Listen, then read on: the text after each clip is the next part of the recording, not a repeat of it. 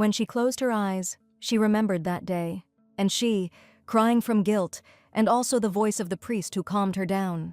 He told her to pray, and if God heard their prayers, he would save them from this fate. It seemed he was saying that her misfortune was not her fault. These words swirled around in the girl's head for a long time. England, 1824. In the middle of the night, a girl woke up Rebecca. Reluctantly opening her eyes, the girl asked if they lived in a country on the path of industrialization. The baby needed to go to the toilet. Rebecca was left alone after her mother's death. She was sent to Agnes Workhouse on the outskirts of Wales by the Poor Law Commission, and in that place she met her, a girl named Lucy. Coming out of the restroom, she asked how long Rebecca had been waiting for her. She thought she would die of cold and said that next time she would go to the toilet herself, but she was afraid of the dark. Like her, Lucy came here from London when she was 4 years old, and although they had the same hair and eyes, they were complete opposites.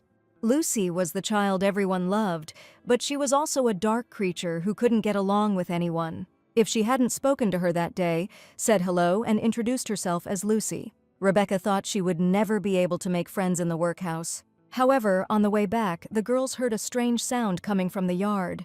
Rebecca asked what that sound was, and Lucy assumed there was a puppy there and decided to run and check. Rebecca reminded them that they were not allowed to wander around at night, and that if they were caught, they would be punished by the manager, Mrs. Coney. But the girl stopped near the bushes. Rebecca had already run up to her and angrily called out to her to get out of here. However, the little girl looked into the distance in amazement, saying, "Mrs. Coney?" The girl asked, "What?" "Look," said Lucy. "There's caretaker Stewart and Mrs. Coney. She asked what they were doing here." Rebecca called out to Lucy in fear, realizing what the two were doing, but the older one timidly told her to remain silent. "But Mrs. Coney has a husband," Lucy mumbled, and her friend replied that they would just pretend they didn't know anything.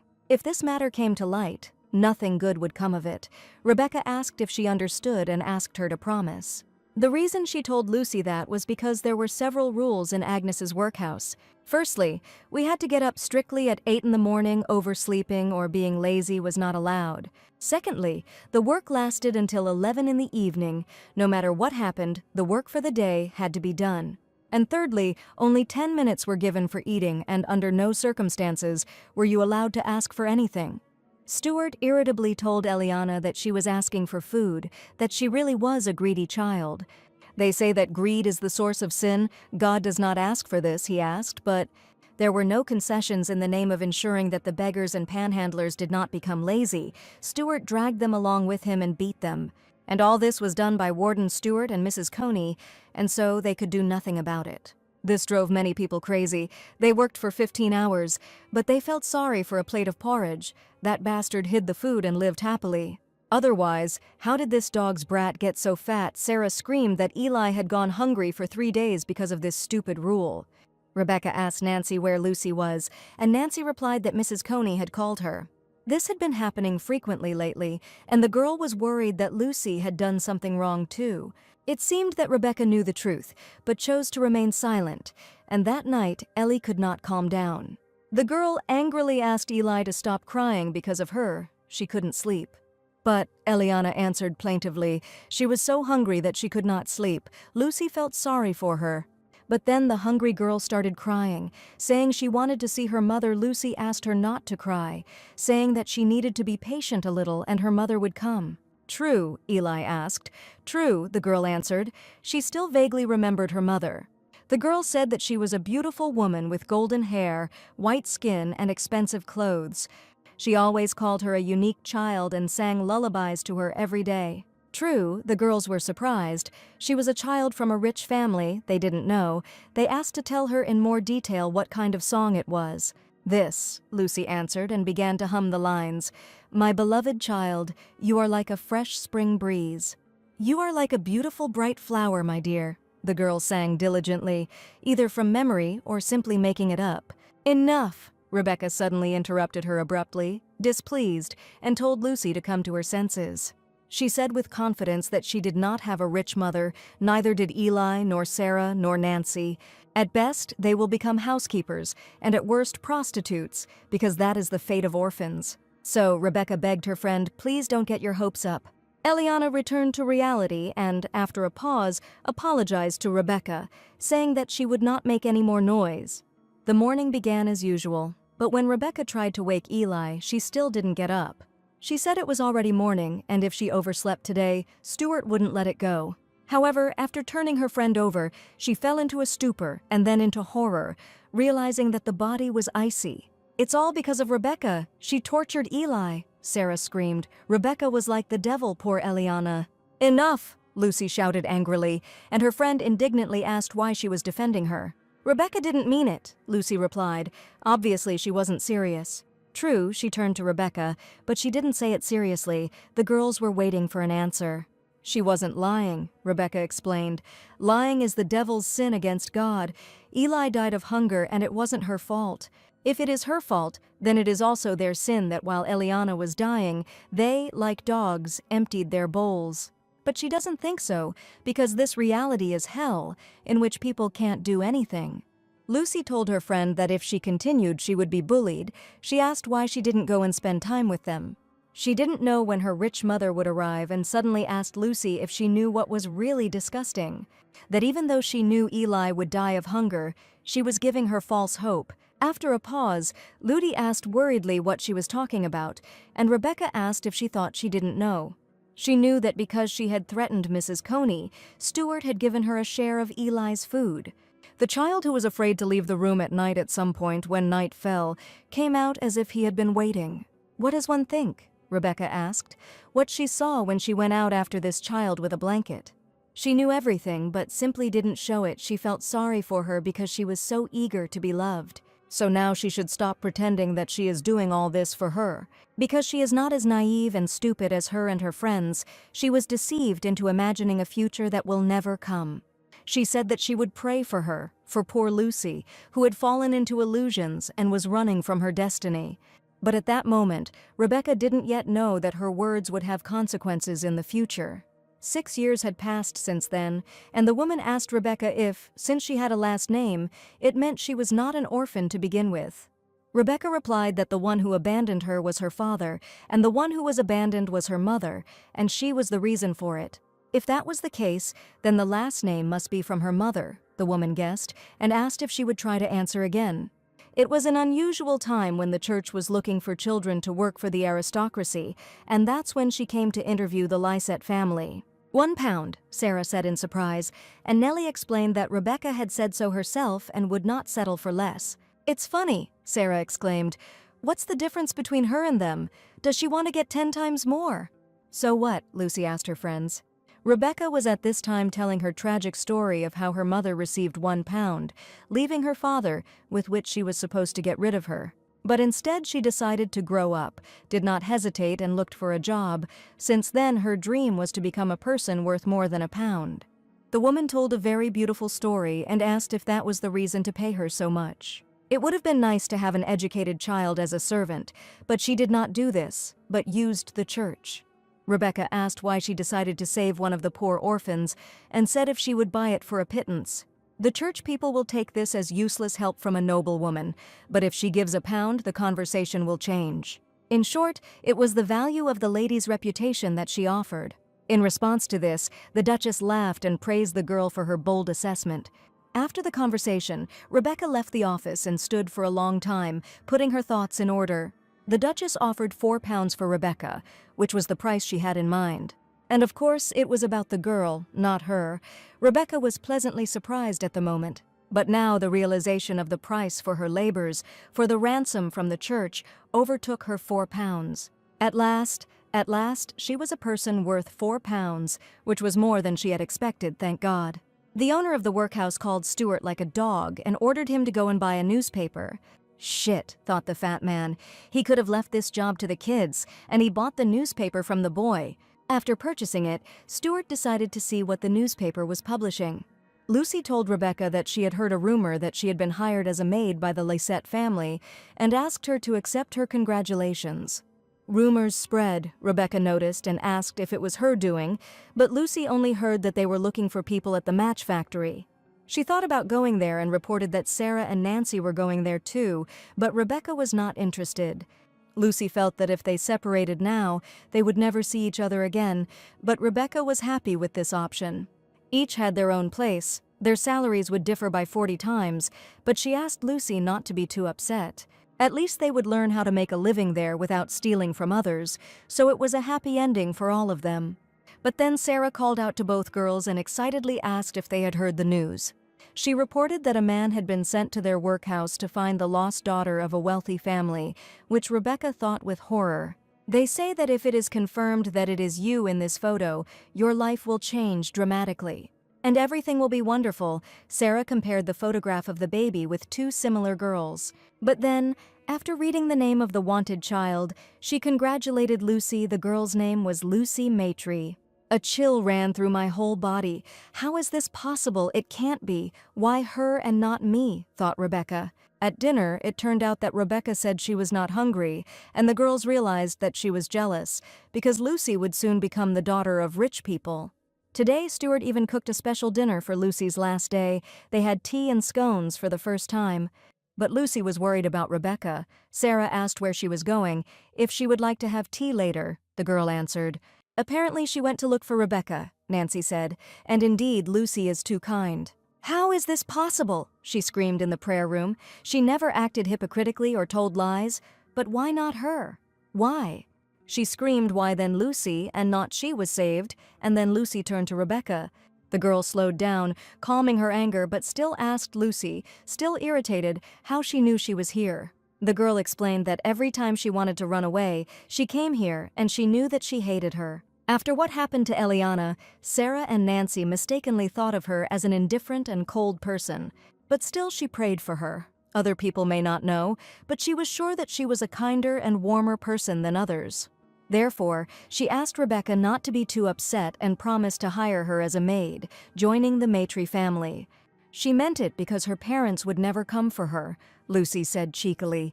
Rebecca was speechless, and Lucy continued, poor Rebecca looking down on her. She thought that God was not on her side, and ordered him to answer her which of them lived in illusions. Rebecca couldn't hold back and angrily threw Lucy to the floor, clutching her throat with both hands. And in my head I heard the priest's words, "Pray, Rebecca. If God hears their prayers, he will save them from this fate." No, it was all a lie. God was never on her side, even if it seemed to her that he would take her hand. Every time he had the opportunity, he instantly plunged her into the abyss of despair. But only now, when nothing could be fixed, did consciousness begin to return. And breathing heavily with anxiety, Rebecca finally saw the murdered Lucy in front of her. But she couldn't believe what had happened and said that she needed to wake up, asking if this was all a joke. She asked if she was sad, and the answer was no. She just realized it. The only one who could save her was herself. She said that from the workhouse, Agnes, the Maitre family was not a place for people like her to be snooping around. The men asked her name, and Rebecca appeared on their doorstep like a ghost in the night. And smiling broadly, she said that her name was Lucy Maitre. Agnes Workhouse, may God's grace always be with you. The house was on fire. At night, the weather was just as unsettled. There was a thunderstorm, and the child was allowed into the estate. There was talk that she was the only survivor of the workhouse fire and claimed to be Lucy Maitre. But there were doubts. I remembered the countless number of scammers who came here. A noblewoman approached Rebecca and asked if she was Lucy. It was clear at first glance. As Lucy described, she was a beautiful woman with golden hair, white skin, and expensive clothes. Soft, curly hair like Lucy's, beautiful eyes with a kind look, probably surprised by the news of the fire. And she hastened to check whether the surviving child could be her daughter, having found her mother after many years. She should behave differently. The woman asked if she recognized her, and Lucy apologized. She lost her parents when she was little, so she didn't remember much from that time. But she remembered the voice that always called her a unique child and sang lullabies to her every day. My beloved child, you are like a fresh spring breeze. You are like a beautiful, bright flower. My dear, as soon as Rebecca finished, the chair fell from under her feet, and the woman hugged her. The security guards became alarmed. But suddenly I saw this touching scene, making sure that the lady was okay. It's her, the woman repeated, crying. It's her, tenderly pressing the child to her chest. The servants were also excited to learn that the mistress was returning with the young lady. The servants and the whole house were in an uproar, as was the mistress's nephew, who ran out to meet them. The woman addressed the young man as Ron. The young man stood stunned, looking at his aunt and the child next to her. She asked her nephew to meet his younger cousin, Lucy Maitre. And Lucy introduced her cousin, who was very helpful in her search, said the lady. Still stunned by this sudden news, Ron asked his aunt to talk for a bit. But the woman suggested getting to know her gradually and offered to come into the house to show Lucy something special. She brought the girl into a room completely filled with various toys. Mother explained that this was her room and asked if she was surprised. After all, she had grown so much, but the room was still the same. She didn't know if Lucy remembered, but from the day she lost her, just like in this room, her time stood still. Her daughter was taken away right before her eyes, so every day was painful. Someone said that she was dead, that she should give up. But she and her father did everything possible to find her, and the tree they planted then has already grown, just like her.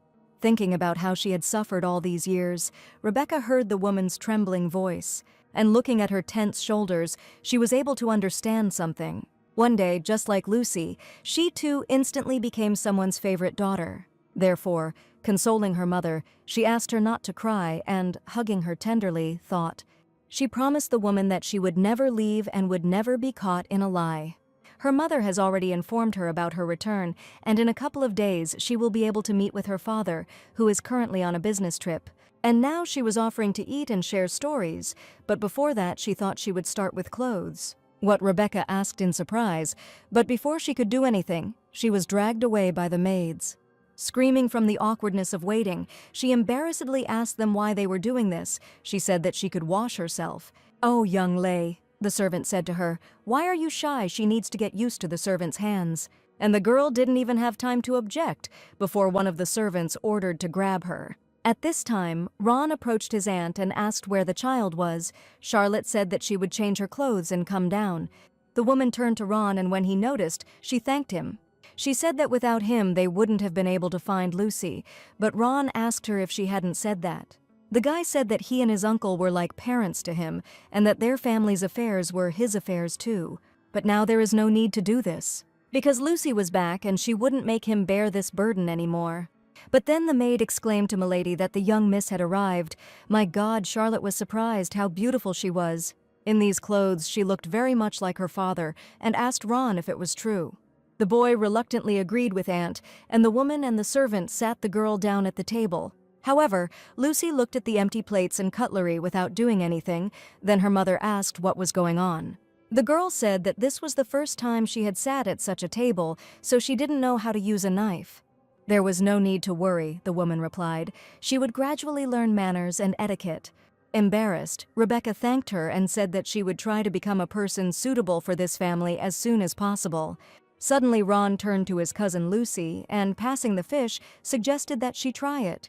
And then he asked her how it was. Was it tasty? Yes, Rebecca answered after trying the dish. It was tasty.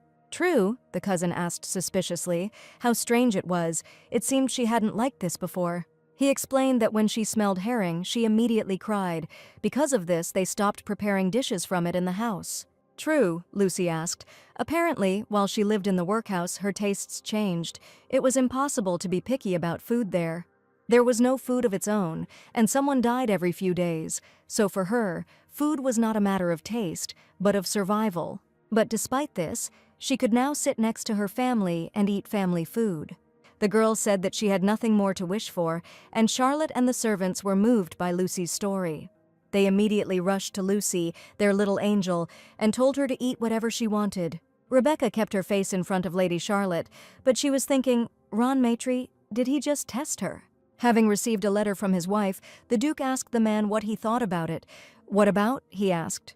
The aristocrat explained that he was talking about a letter that contained a reason to return home as soon as possible. Charlotte wrote to her dear husband, greeting John and asking if he had finished his business yet. 15 days after his departure, green leaves began to bloom. Maybe that's why she imagined him sitting next to her and smiling. She wanted to see him, so she asked him to come back quickly and kiss her with all his love, and also told him about the gift she had prepared. Since they will be arriving soon, it is better to ask the lady directly, the man said. Of course, we will have to wait, John answered. Indeed, what a gift Charlotte had prepared for him, but then the lord was informed that they had arrived at the Maitre estate. The woman immediately ran out to meet her husband, and John, spreading his arms, walked towards his wife. Sinking into her husband's arms, Charlotte congratulated her love on her return, and John was glad to see her. The Duke noticed that Ron had grown since their last meeting and asked if anything unusual had happened. The lady told him to keep quiet, and herself told her husband that she had found the daughter they had been looking for 12 years. And asking to take a look, she herself could not hold back a smile, introducing Lucy Maitre to him. "Lucy?" the man asked in shock, looking at the girl who came out of the mansion. After the meeting, Rebecca told the servants that her father really did have big hands. "What?" the girl asked, and she explained that she thought about it when he stroked her head. "Welcome, Lucy," the man said, and Rebecca stood there dumbfounded, thinking. If she also had a father who was looking for her, he probably would have called her by name in the same way. She imagined a man who looked like the Duke telling Rebecca, "Welcome home." The girl asked Michelle to listen and asked what kind of person her father was. The servant thought about it. She said that the gentleman is a very kind and caring person, but his attitude depends on the person. For example, he had a rather strained relationship with his nephew Ron. The boy was afraid of him. John told Ron to follow him into the office. Ron asked if the case he had gone on had been resolved successfully. John replied, "Someone broke Marcus's loom on purpose. It was very well planned." That's right. He meant that there was more than one criminal. The reason was apparently a reduction in wages. He was going to catch the criminal, but it was difficult to decide because they were looking at each other, so he listened to their demands. The man told the workers that he would increase their current wages several times over, but only to the person who will name the criminals who broke the machine. So one day would have been enough to find out, but everyone remained silent all week. And after that, John realized that the name of this ridiculous criminal was Revolution. An equal world, justice, So from the next day, he started doing something else. He pointed to an old man at the next morning meeting and told him to come over. And then he gave the order to beat him like a dog, regardless of whether he was connected with the revolution or not. He explained to his niece that he simply wanted to show them what would happen if they, being useless, asked the rich for money. True, so to speak. In the words of that swindler who entered this house, John finished. It was about this time, the aristocrat asked, when Charlotte lost Lucy. Although she sometimes worried when she saw a child who looked like her, she never brought anyone into the house. The man asked the young man, coming closer, what he thought. Was it really her? It would be good if that were the case. He watched closely, and Ron said, "The most important thing." And he hesitantly asked his uncle whether this person was needed in this family or not. The revolutionary was satisfied with his stepson's answer, and calming down, he said in a voice that Ron was right. It seemed to him that his wife really needed this child now, so they would just leave her here for a while. But he asked Ron not to forget that if something like this happened again after he left the mansion, he should seriously consider his usefulness. Finally, he asked his nephew if he understood, and the boy, clenching his fists, answered yes. Having heard everything that was needed, Rebecca ran away, thinking that Michelle was right. He was born the second son, but took the place of the head of the family, and he is cruel to those who do not bring benefit to the Maitre family. And at that moment, Ron knew how cruel he could be to those who could not be of use. If he treats even his blood relatives like this, then what will he do with someone like her? What should she do now? Run. But where to? Because now she doesn't even have anywhere to return to. But suddenly she was torn from her thoughts by her mother, who was rushing towards Lucy, crying. "What is it?" Rebecca asked in surprise, saying that she had scared her. "And what kind of paper was this?" Michelle explained that this was an invitation, or rather, something like a request, to allow her daughter to take part in the meeting. But they are refused, considering that their mistress once held the title of Lady. It probably shocks her. "Lady?" Rebecca asked in surprise. "My God, young miss, she didn't know," asked the servant. And she explained that their mistress came from a noble family that held a seat in Parliament, but turned her back on her family. She married a gentleman who came from a capitalist background, and the high society was not happy with Mrs. Maitre, as their family was not that rich at the time. And it must also be because Milady rejected the Count's marriage proposal. So, in a word, Rebecca summed it up reproachfully, the Maitre family is rich, but not honorable. Michelle had told Miss that it was a bit much to say that, but Charlotte said that Lucy was right, and it was all because of her.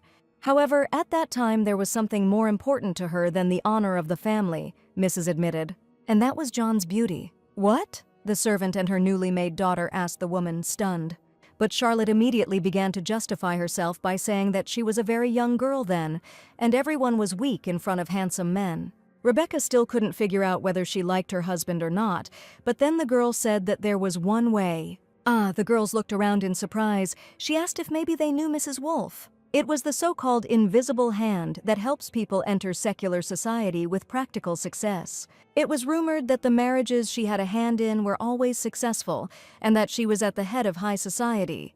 There was a secret annual event where it was said that anyone who caught her eye would be able to enter high society.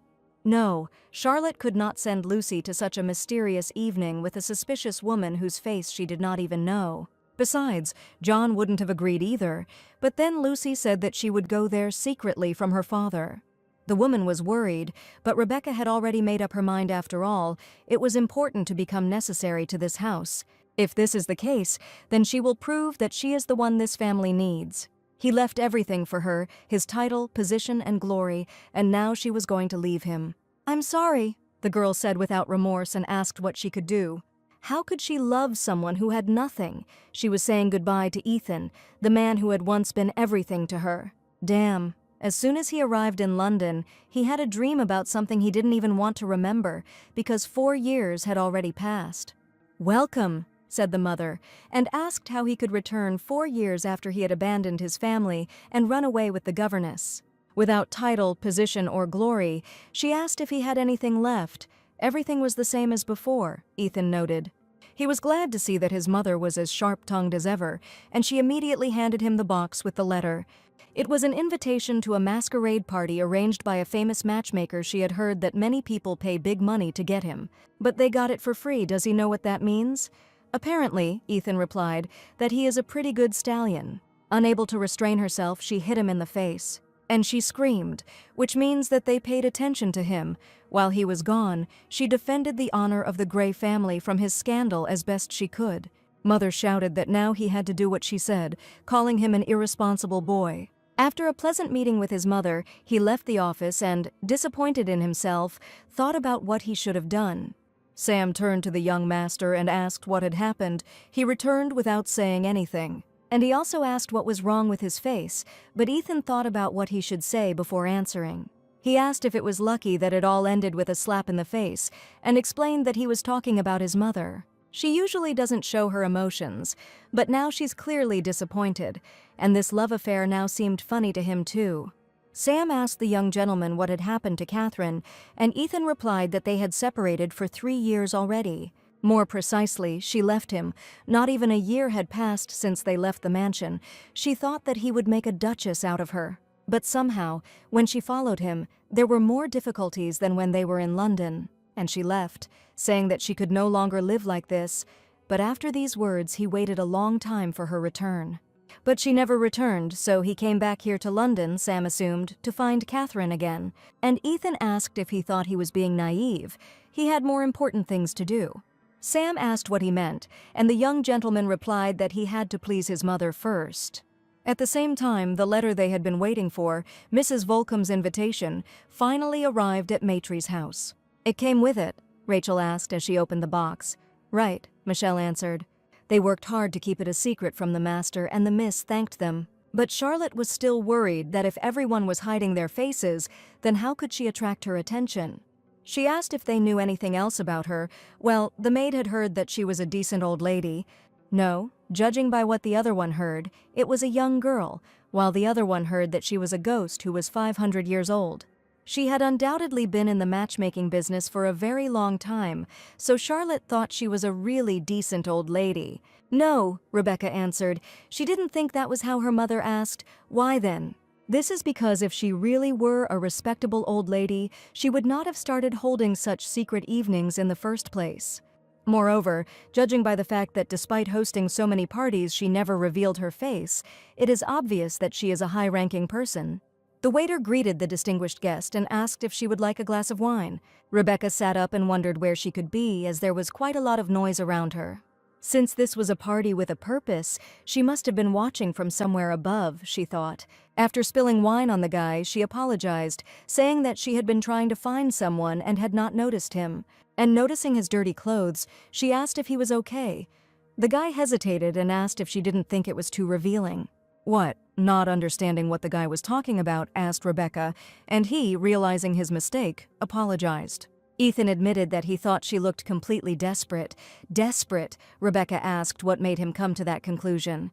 He explained that first of all, she was holding the glass incorrectly. It should be held by the stem, not by the cup.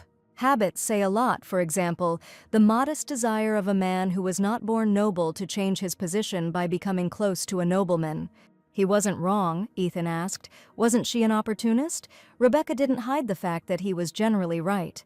The young man was surprised by this and asked how she got the invitation. It was simple, she answered hesitantly. She stole something from a rich girl. The guy asked if she really wanted to enter this world. All people strive to achieve what they want, for example, Lucy answered. It's like being able to obtain that very noble birth he mentioned earlier without lifting a finger. However, it's not that there is no opportunity. Rebecca was simply trying to achieve the best for herself. Ethan was extremely puzzled and discouraged by her bold speeches. Suddenly, the lady noticed that they had spilled wine and asked if he was okay. Ethan replied that he was fine. And he asked to take the lady to the ladies' room. The girl understood, sir, and called the miss to follow her. But suddenly Rebecca turned around and thanked him for the advice, thanks to which she was able to find what she wanted. What did you want? He asked again in surprise, but the girls had already left the room. She was taken to the ladies' room, but before that, Rebecca asked if they could talk to her, Miss Volcom. What is she talking about? The lady asked worriedly, and Rebecca asked, she called her Miss. And when I addressed that man earlier, I used sir, but the people who come to this party don't know each other's identities. Everyone wears masks, so staff simply call everyone guests, she noted, and only one person knows the identities of the people here, she said, removing the veil from the lady's eyes. The only person who made the lists and sent out the invitations to everyone wasn't she asked Mrs. Volcom. Indeed, the woman smiled with interest. Habits really are scary. However, she could not understand why she was looking for her. Her circumstances were different from other aristocrats who were not entitled to inheritance. What is Miss Maitri missing? She calmly replied that her father will not leave her property just because she is his daughter. To do this, she must bring honor to the Maitri family that she did not have. So she wanted to marry a man who would give her a title because it would bring honor to her family and be the reason why she was here. Oh, and of course, she would retain her right of invisible hand as she had until now, she informed Miss Volcom. Indeed, she thought about Miss Maitri's words that rainy evening. It's very strange, really. This is not something you would hear from the daughter of a wealthy family. While thinking about this, another girl came to the woman's mind who said the same thing. She was just as pathetic and miserable, a smart child, capable of seeing through human desires. She would like the Duke's tastes to remain the same, would she, madam? Exclaimed the assistant. She knew the chances of failure were high. The girl was from a workhouse and also from a middle class without land. However, isn't it ideal that if everything works out, then this year will be interesting in high society? Isn't that right? She asked, and sent an invitation from herself right into the hands of Miss Maitri. She invited her to Mrs. Marilyn's apple pie shop. Seriously? She asked discontentedly. Oh my God, what is it? Asked Miss Volcom. There are delicious pies here. Lucy wasn't talking about that. She asked to introduce her to someone. The woman asked for calm in any case. It would be unwise to immediately introduce a middle-class girl to a higher-class one. Moreover, their object had already been abandoned by a woman, so if they rushed, they would cause disgust. And who was their target? She asked. Ethan Gray, the Duke's only son, recently returned from studying abroad.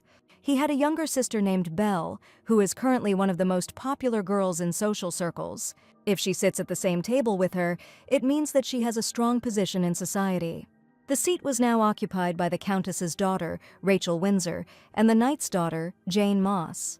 Her task will be to get to this table and please Belle Gray. By getting closer to her, then naturally she will be able to reduce the distance with Ethan.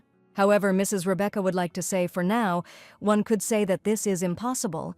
Michelle asked if her miss understood that it was impolite to initiate a conversation with a person of higher status if they were not close. She could not approach a person first until he pretended that they knew each other. So a week had passed since the last meeting, so it was surprising that no one in society even wanted to talk to her. Mrs. Volcom said that high society was not just a place where they could eat, drink, and be merry. This is a battlefield for ladies, where many women fight for their future, and to survive there, it is necessary to know how the secular world works. People who can't even eat what's offered to them with a spoon don't get pie, Rebecca thought. There had never been anyone who would have shared something like this with her in the first place, she realized with horror, and the girls who at least somehow tried to get close to Miss Gray were successfully neutralized. There seemed to be a real battle going on around Miss Gray, but in the end the knight's daughter was guarding their peace. They just wanted to say hello to Miss Gray, but they weren't even allowed to speak. Maybe she was bragging about sitting at that table. That's not the point, explained the other girl. She's just on guard. It's almost golden apple season. Golden apple, Rebecca thought in surprise, and decided to ask about it upon her return. Charlotte explained that it was a kind of charity event held by nobles in London. Realizing that her daughter was interested, the mother asked if she wanted to participate and said that she would tell her a story. One woman once received a piece of a golden apple from an artist she sponsored, and now every year a lucky woman is chosen. The winner received a golden apple and a couple to manage the following year's event last year. Miss Gray won. The most beautiful girl in the world. After hearing this, every girl will want to get this title. If rumors about him spread, then it would increase the chances of marriage, Rebecca thought. She was confused by the word each, and remembering one of the ladies from Miss Gray's retinue, she decided that this was not so. God, this is rare. My mother asked if she really liked someone. Maybe it was someone from a famous family. The girl was surprised, and Charlotte exclaimed that she was jealous. There was a time when she was like that too. She asked if Jacqueline remembered. The next day, when she ordered her dress here, all the girls in London went to her shop. How could she forget? That day she was very confident and more reserved. Just looking at her, she felt her nobility. And now she couldn't even choose the dress she wanted her daughter to wear to the party. Did everyone really dress like that these days? Almost crying, she said that Lucy would look better in lighter and nicer clothes. Nothing could be done. The atmosphere in society now was different from when she was young. If Lucy did not follow fashion, it would not do any good. Charlotte knew it was also because Lucy had a low status, but she still felt sorry. If she were in the past, she would have chosen something else, the mother admitted. And Rebecca immediately asked what she would choose. She was interested and she asked to tell. What choice would Mother have made if she had been an aristocrat? Asked her daughter. Miss Moss ran to meet her friends and called Miss Gray and Miss Windsor. Did you hear? Jane asked them, and told them that Scarlett would come to the Golden Apple Party. Scarlett is the one who got kicked out of the group, Rachel asked. Yes, Jane exclaimed. What's the point? She criticized their group, calling it vulgar, and on top of that she formed her own group. How dare she come? What shamelessness, she screamed, but then Belle admitted that it was she who called her. She explained that her father had made a large donation last year, so she couldn't help but invite her. But, good job, if Belle hadn't invited the child, knowing that his father had made a donation, her reputation would have been ruined, but this is probably the same reason Scarlett didn't reject Belle's offer. If she avoided her, she would ruin her situation, but what about her? Jane thought worriedly. All this time she had been coaxing her and saying all sorts of flattery. She tried her best, but she was never invited. How could this be? Thought the third friend. The three of them arrived at the veranda where a crowd had gathered, and Belle asked what was going on. And the girl anxiously pointed to Miss Belle ahead at the lady sitting proudly at the table. She was going crazy, the girls whispered, because she was the only one sitting at Miss Gray's table. The girls asked how influential her family was, and Rachel couldn't take her eyes off her. Look, Jane immediately started up and shouted, asking if she had gone crazy and how dare she sit there so unceremoniously. She shouted right in Rebecca's face that this was Miss Gray's table, and no one could sit at this table without permission. She told her to leave quickly, but Rebecca didn't even think of responding to the rudeness. Jane's pride was dented by the gambling. The girls standing behind thought it funny that she ignored Miss Moss. She was not the kind of person you would want to do business with. She was from a family of minor chivalry and could only talk. Besides, she has no dignity. The words reaching her ears hit hard. But then Belle asked Miss Moss if she could step away for a second, and her friend moved over. Walking closer to the new guest, Miss Gray complimented her beautiful dress. and she asked what her name was. If Charlotte had been noble, she probably would not have given anyone a glance. She would simply sit in the highest place, where people would look up to her, and drink her tea more elegantly than anyone else. In any case, only people equal to her could talk to her, so no one would dare say that she was lacking something. This was the answer of the former noble lady. Sometimes noblemen get to know each other this way. Rebecca forced a wide smile and said her name was Lucy Maitre, asking what her name was. Belle asked if she knew her, saying that she knew everyone here and everyone knew her. Lucy sighed and admitted that this was her first time in London society. After a pause, Miss Grey said she understood, clearly interested in the lady. She asked if she had arrived at the beginning of the season, and where had she been all this time? In Wales, Lucy answered, and now lives near Hyde Park. Hyde Park, Jane thought in amazement, is where the most elite of London's elite live. Rent wasn't exactly easy, Belle suggested as she sat down opposite the girl. Luckily, Rebecca answered without a twinge of conscience. This was her house, so there were no such worries. Interestingly, she introduced herself as Belle Grey and said that it seemed like they could be good friends. In that case, how about the charity ball next week? She asked, shaking his hand. It's amazing, Mrs. Volcom said, asking how she could lie so easily and have it immediately exposed. But Lucy wasn't lying. She really was in London society for the first time and lived near Hyde Park, and she wouldn't have achieved anything by remaining silent. So it would be better to pretend to be a provincial aristocrat, even if they found out, asked the missus, warning that Belle was no simpleton. Surely she immediately recognized her showiness. Then why did she invite her to a charity event? Lucy asked. And then Miss Volcom admitted that it was she who dragged Scarlett to this ball. Before Belle got the golden apple, Scarlett was the most popular, but as soon as another became the favorite, she was banished. Does she really think Belle would want Scarlett to have the golden apple again? It's all logical. People are always drawn to beauty, and there is nothing more attractive than something new. Then, if she can't keep the golden apple from Scarlett, Lucy asked tensely, and the lady asked, isn't it too late to think about it now anyway? Whether she, Belle, or Scarlett loses or wins, Belle will just throw her out. What was important was not the golden apple, but how she would win Belle's heart, the woman explained. And to win someone's heart, there is nothing stronger than sincere feelings. Rebecca told Michelle to hurry up or they wouldn't finish before dawn. The girl, out of breath, trudged after the lady, asking her to wait and asking where they were going. An order, she explained. No, Michelle shouted. She meant who, when, where, and what kind of an order gave her. Why are they climbing into this suspicious area? How did it happen? Lucy asked thoughtfully. And she answered, they say, some artist's house, what? The servant said. But then Rebecca stopped, looked up and said, I think I found it. It's here. Are you sure? Michelle asked anxiously. This definitely isn't some killer's house. If they knock, they will find out, answered the miss and asked if anyone was home, calling Mr. Lawrence. She already thought that there was no one at home, but then her grandfather looked out of the window and asked who was there. Rebecca apologized for disturbing him and introduced herself as Lucy Maitre, saying that she had come to give him something from Mrs. Volcom. The man had never heard the name before and thought she had the wrong address, but Lucy was convinced otherwise and asked if he was Mr. Lawrence.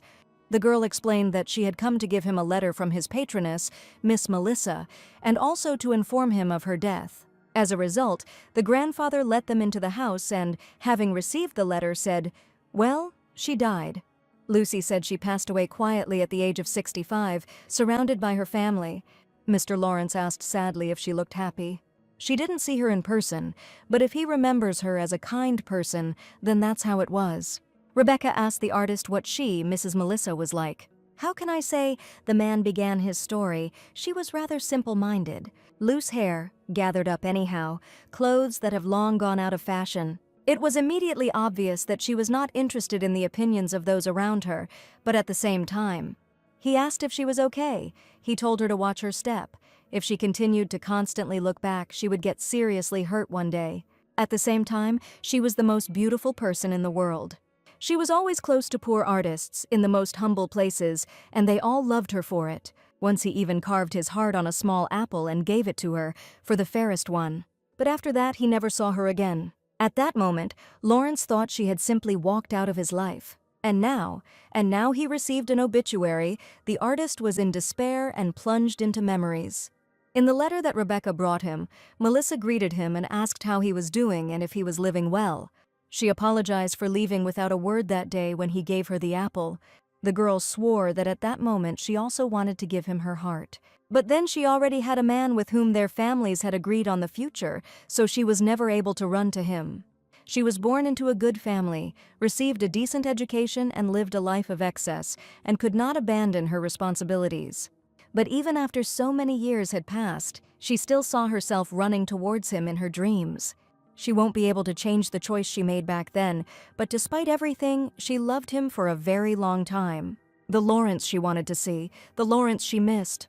Her Lawrence. In the end, these feelings will never be conveyed, but even today, she leaves her heart where she left and writes him this letter. She will always love him, let him be happy, even where she is not, so it was. The Golden Apple Festival was created by Melissa. But the Miss, who loved art, could not be free from the gaze of others. And this apple remained as an answer to Mr. Lawrence's feelings, which she was unable to give. This necklace was made by an Italian jeweler. She received it personally. You can wear it to a party. But still, why should she know this, thought Rebecca. No one here cares about this. A raven flew to Ethan Gray and brought a note about stealing forbidden fruits. A friend called Ethan and indignantly asked what he was doing there. The guy greeted Cole. He looked for him for a long time and asked him if he was going to skip even the party that Belle was throwing. No, of course not, Ethan answered. It will do, besides, this is such an opportunity. On the day of the Golden Apple, Miss Belle asked Miss Matry to come through, and Lucy thanked her for the invitation. The girl noticed that the one who was always there was not next to them. Belle realized that she was talking about Miss Moss. But suddenly Scarlett said that she was simply thrown out. The Duke's youngest daughter, the real Matrix, is to get rid of people. Welcome, Scarlett. The party organizer greeted her. She heard that she had called a new meeting. Since she had come so far, there was apparently no one nearby who could throw a decent party. That's exactly it, Scarlett replied. They say that at a party it's not who throws it that's more important, but who comes. And since Duke Gray, her brother, is not visible here, it seems that this statement is not far from the truth. Miss Belle held back her answer, remaining silent. But anyway, Scarlett continued, there was no need to be so disappointed. When this party is over, at least for Belle, it will be a truly special night.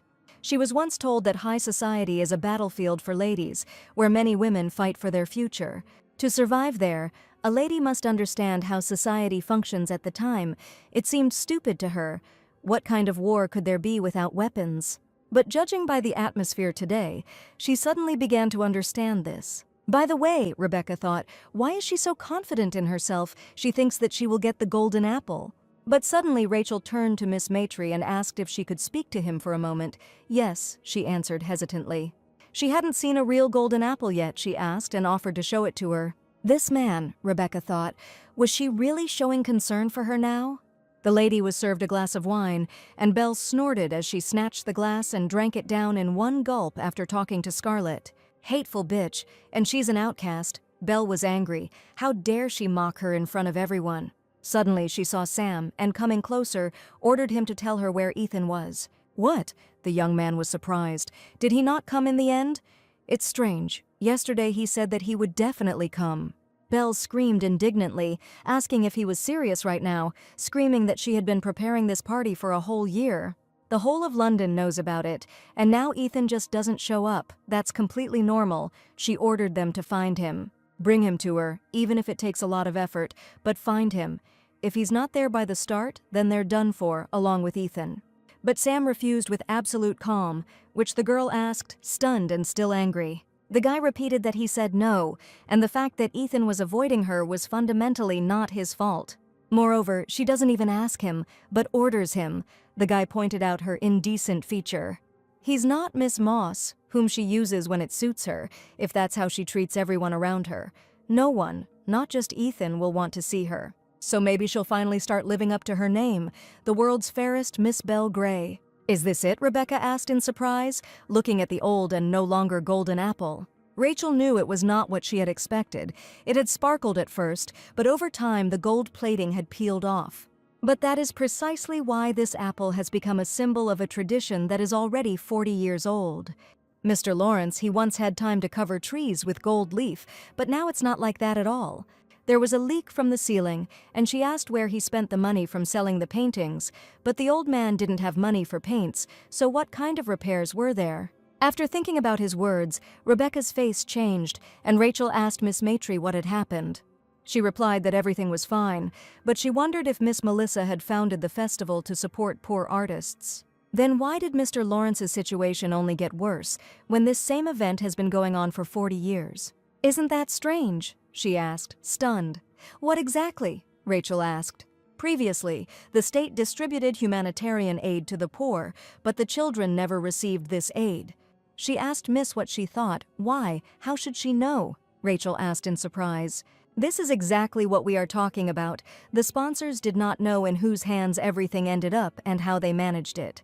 Rebecca asked Miss Windsor if she knew where and how the donations from this ball were being spent. "That's it," the girl began to answer, when suddenly the windows of the upper floors broke. A huge chandelier fell between Rachel and Rebecca. There was no light, and she thought, what nonsense. People around were shouting that these were robbers. There were quite a lot of guys. What was going on? But as soon as one of them snatched the golden apple from Rebecca's hands, she screamed at the infection to stop. The girl immediately rushed after the robber, and Rachel anxiously called out to Miss Matry.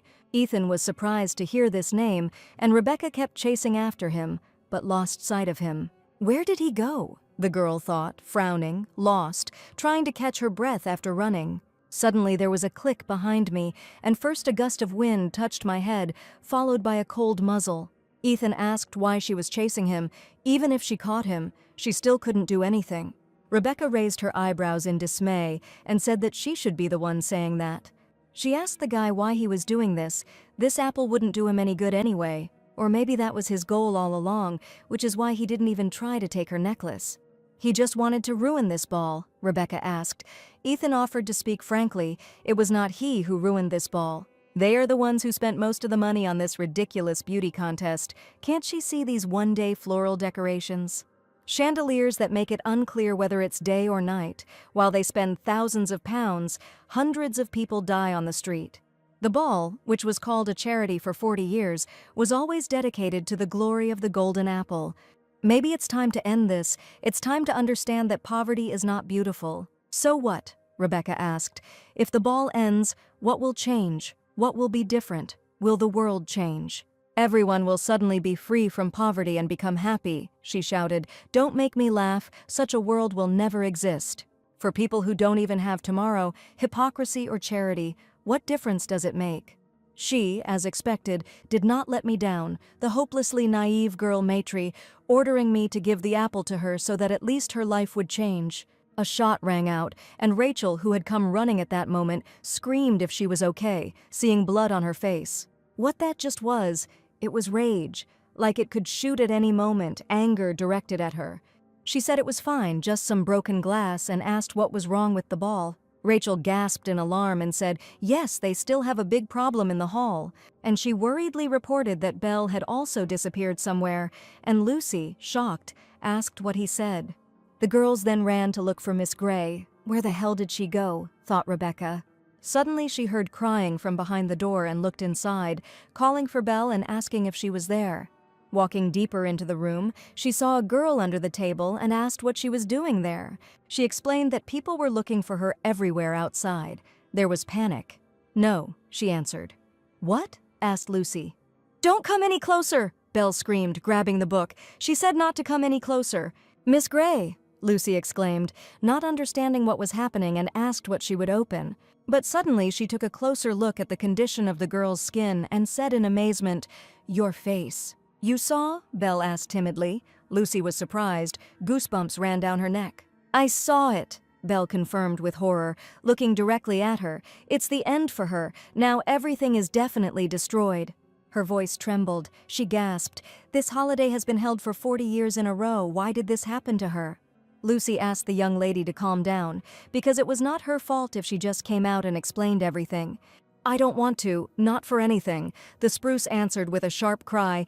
If she leaves, everything will return to how it was before. Once again, as before, horror penetrated the girl to the bones, returning her to 10 years ago. She walked around the room all day long. The maid looked in on her briefly and her whole face was red. A shy, quiet, always huddled and reserved girl, that's how she was described in childhood. The nanny asked if she wanted some tea, and she brought her Mrs. Marilyn's favorite apple pie. "Sweets help you feel better," Belle thanked Catherine modestly. She asked the girl what had happened and told her that Scarlett had come in the morning. "Scarlett?" asked Catherine, "the beautiful, popular girl who always goes with Miss Windsor." Belle answered that she had long wanted to be friends with her and her mother invited her to the mansion. "But Scarlett said she didn't look like the Duke at all," Rachel asked. The girl explained to her that she was talking about Miss Grey. They say that the brother and sister do not get along well. And today she finally understood why, hoping that it was not contagious. Catherine answered after a pause. It must have hurt a lot. Bitter tears of resentment rolled from the girl's eyes, and the nanny said that the lady was mistaken. She explained that Ethan was avoiding her because he lost his birth mother. Some separations are impossible to forget, especially when the one you thought would be your eternal companion leaves. Trying to be happy as if nothing had happened wasn't easy, but Belle liked Ethan. Catherine thought that he felt something for her too. He sometimes even asks her how she is doing. The girl said that they were similar, gentle and warm with beautiful souls. The most important things are always invisible, so she thought she was already beautiful enough. It was the first time someone told Belle that she was beautiful just the way she was. So she told her friends that this is why she thinks Catherine is a really wonderful person. She could chat about her for hours, and Sam began to get very irritated, all the time, "Catherine, Catherine." He said honestly that he was already sick of listening to the same thing. "What do you mean she's beautiful the way she is?" the boy asked indignantly and simply called her a liar. Belle told him not to speak ill of Catherine, and Sam shouted at her to calm down and come to her senses. He was indignant about the fact that she melted from a couple of words from some governess. He was ready to swear that, in fact, she had other thoughts. Suddenly, Rachel gasped and noticed how particularly sarcastic Sam was today. And she shrewdly asked if he was really jealous, hitting the proud young man's target right on target. "Jealousy?" he asked angrily. Why should he be jealous of this pumpkin?" He told Belle not to have any illusions. No one in this house was interested in her, neither Scarlett nor Windsor. Even her great Catherine, if it weren't for Ethan, no one would want to stand next to her. The next moment, a piercing scream was heard, and the children began to fight. "You're something, miss," said Catherine, "but why jump into a fight right away? What's the point of training her then?" "He is a liar," said Belle, and asked if it was true. "Yes," the teacher answered, "she is not a pumpkin at all." But Belle wasn't talking about that at all, and she wondered if Catherine would be there for her even if Ethan was gone. But she asked to forget, and after several years she received an answer to the question she never dared to ask. The butler of their house informed Miss that Catherine had left for London with the young master. Without saying a word, some separations are never forgotten, especially when someone you trusted leaves. It's not so easy to become happy again, and having come out into the world, Belle admitted that Sam was right. Catherine is a liar. She said that looks are not important, but she always showed off her luxurious red hair. She hated Scarlett too, but she really wanted to be like her.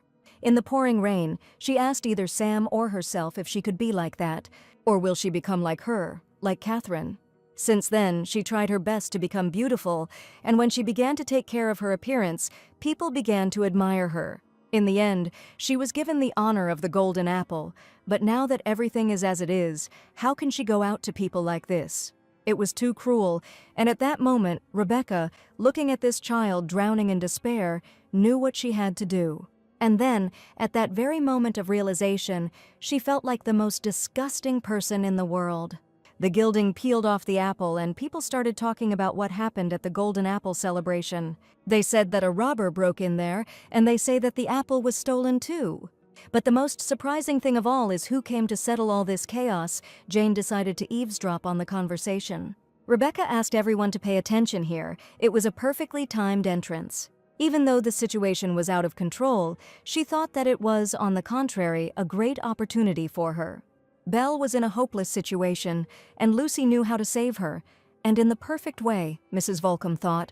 But why then? Why didn't she take advantage of the chance she was given? What was she even thinking when she left Belle alone on that stage? At first, the invited people didn't even recognize the girl who came forward. But suddenly Scarlett asked with a smile, "What, even if they saw it, they wouldn't recognize it, but it's Belle Grey." She, the mistress of the golden apple, those present were surprised. At that moment, being alone, Rebecca asked the young lady to get up. If she simply hid and left the hall, her entire reputation would collapse in an instant. This party was already a failure, Belle whined. Even if she went out looking like this, it wouldn't change anything. Then Rebecca offered to go out instead of her. If that was what she wanted, she could go out and calm everyone down, give them the answer they were waiting for. But then she will not only destroy a 40-year-long tradition, but will also forever be remembered as a coward who ran away and blamed everything on others. But that's not true. Even if Belle Gray isn't the most beautiful woman in the world, she's the one who deceived everyone and took over the glory of the golden apple. Just as she once decided not to fall for empty words of consolation, today she must simply play the role she has chosen for herself. It is better to be the one who deceives than the one who is deceived, and with these words they went out into the world. They shouted what was wrong with the golden apple, whether the apple with a 40-year history had really been stolen, and asked Miss Gray to answer. What she had lost, Belle finally answered, taking a deep breath, was just a piece of wood. The aristocrats were discouraged by her speeches, and Belle answered everyone through Lucy's words that he no longer sparkled or was beautiful, just a useless object. Scarlet screamed, asking if she was serious, if they weren't ashamed to say such things, being the owner of the golden apple. Then Miss Gray, grinning, asked to tell Scarlet what she could answer. And she asked, as if not only her but the whole nation, what makes this apple so special? Of course, this apple is a long-standing symbol of this party, but no one present knows the real meaning. Once it symbolized pure passion for someone, and then the responsibility and duty of an aristocrat. And now it has become just a decoration, a symbol of the beauty contest, which is why today she stands before them looking like this. Because what is more important than an apple that has lost its essence is their sincere desire to do good deeds. In the words of Rebecca, Belle believed that they would be the beginning of these changes, to the glory of the renewed golden apple. But it seemed that the aristocrats did not agree with the opinion of the two girls. There was deathly silence. As expected, Scarlet thought with a grin, such words would not touch people's hearts. But suddenly, unexpectedly, confident claps were heard from the crowd, Sam being the only one who supported Belle. To the great surprise of the young men, the clapping gradually began to spread throughout the hall. Tears came to my eyes. That's what a true, loyal friend always is. It was a truly magnificent speech. Thanks to Lucy's leisurely clapping, Belle Gray received the admiration and support of everyone at the party. Rachel, having finally found her friend, exclaimed, "Belle, what does this all mean?" She was worried. In fact, she should have gotten all this herself, so why did she do it? Mrs. Volcom asked. She thought that Lucy at least knew how to stand her ground, asked, she didn't think that she sent her to Mr. Lawrence for no reason. Of course not, Rebecca answered. Naturally, she knew what she had to do, leaving that child in despair. It was just that the one who was there was a face she knew all too well. She didn't want to go back to the past again. That's why she couldn't do it. Mrs. Volcom said she would definitely regret this day. Why? Asked Rebecca. The fact that she won Belle's heart remains, but if this feeling disappears before meeting Ethan, does she really think that she will have anything left in high society? That is why it was so important for her to show herself to people. Because dumping a dud like her is no problem for Belle, and besides, she already has a good example nearby. And what should we do now, she asked the matchmaker, and why is she asking her, asked Mrs. Even if you hand it to her on a silver platter, she still won't take it, and she suggested trying to ask her new friends for something. But a truly hungry person will stop at nothing, she explained and wished him luck. Rebecca regretted a little later that she had not stopped Mrs. Volcom, who had turned around and left. After the end of the golden apple, several changes occurred in her life. Miss Belle was now glad of Miss Maitry's company and was happy to invite them to join her. One of them, Miss Volcom, no longer looked for her. She had a place at Gray's table. Lastly, Charlotte asked excitedly if she had been invited to Miss Gray's house. She was proud of it. "It's just a tennis match," her daughter answered. "But what are you talking about, miss?" Michelle exclaimed. It was quite an event that she became friends with Miss Gray so quickly. Charlotte asked if she would see the Duke of Gray if she went. "No," replied Lucy. "They say that even Miss Gray has not yet properly seen the face of Sir Gray, who has returned to London. So it's true that he has wanderlust. Even though they are mother and son, he is not at all like the prim Vanessa. "Mother and son," Lucy asked in surprise. "Who is Vanessa?" "There is one," answered the mother, "an old friend of her mother. Now she is the mistress of the ducal house, lives in a completely different world." The mistress of the Duke's house, of course, but then she thought carefully, which meant Miss Grey was her mother's friend. When they met, the Duchess asked Maitri to pass, but this was a completely different level. But still, how could such very different personalities become friends, although even that is not important? "Does the Duchess know that she is her mother's daughter? What are you doing, Miss Maitri?" her friends asked. They asked her to hit faster. Lucy apologized and explained that she was a little lost in thought. She looked at the ball in her hand for quite a long time and suddenly asked the girls how to hit it. Rachel asked if she had never played tennis before. "And what does it look like?" thought Rebecca, before she wouldn't even have been able to leave the house at this time. But hiding the truth, she told her new friends that she didn't like to stand in the sun. Then Rachel offered to teach her. She said that as a child she was weak and did not like to stand in the sun, but after she started playing tennis, she became much stronger. After thinking about her words, Lucy finally turned to Miss Windsor and said that she was a very good person, and she took her away on a golden apple so as not to get into a quarrel, and when there was a robbery, she was the first to think about others. Rebecca admitted that she likes her warm attitude towards others. Rachel thanked him modestly and somewhat embarrassedly for his frankness. After the conversation, Miss Bell began the game, throwing the ball to the opposite field and shouting that she was going to start. The game was played actively. Everyone managed to save and score goals. The wind blew, the leaves rustled.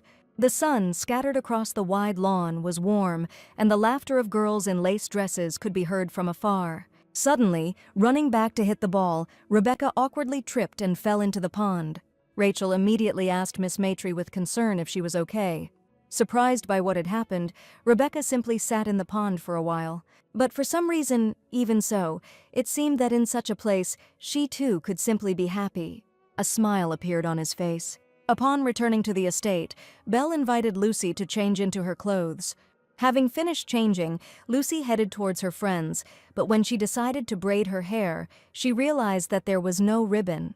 Thinking she was still in the room, Lucy turned around, and on my return I came across Miss Moss, who was rummaging through Miss Grey's things. Rebecca asked Jane what she was doing there, and the girl's heart sank. At first, Rebecca was still a bit surprised, but then her eyes relaxed when she saw the necklace. She started to point at him, but Miss Moss immediately handed her the ribbon she had dropped in the pond earlier. "Thank you," Rebecca replied, not entirely sincerely suspicious of the girl. And having received her ribbon back, she told the girl that she would go forward.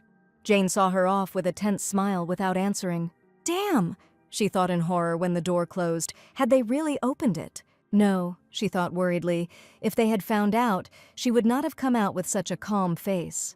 But this oppressive silence, Jane thought that she was going crazy because she still understood this. Having been staring at her for some time, Rebecca asked if she had anything to say. "Ah," Miss Moss asked in surprise and answered nervously, "No, nothing." By the way, I mentioned the moment when Miss Grey went to change clothes. Jane immediately stopped her. She asked Miss Maitri to wait, saying anxiously that she had something to tell her.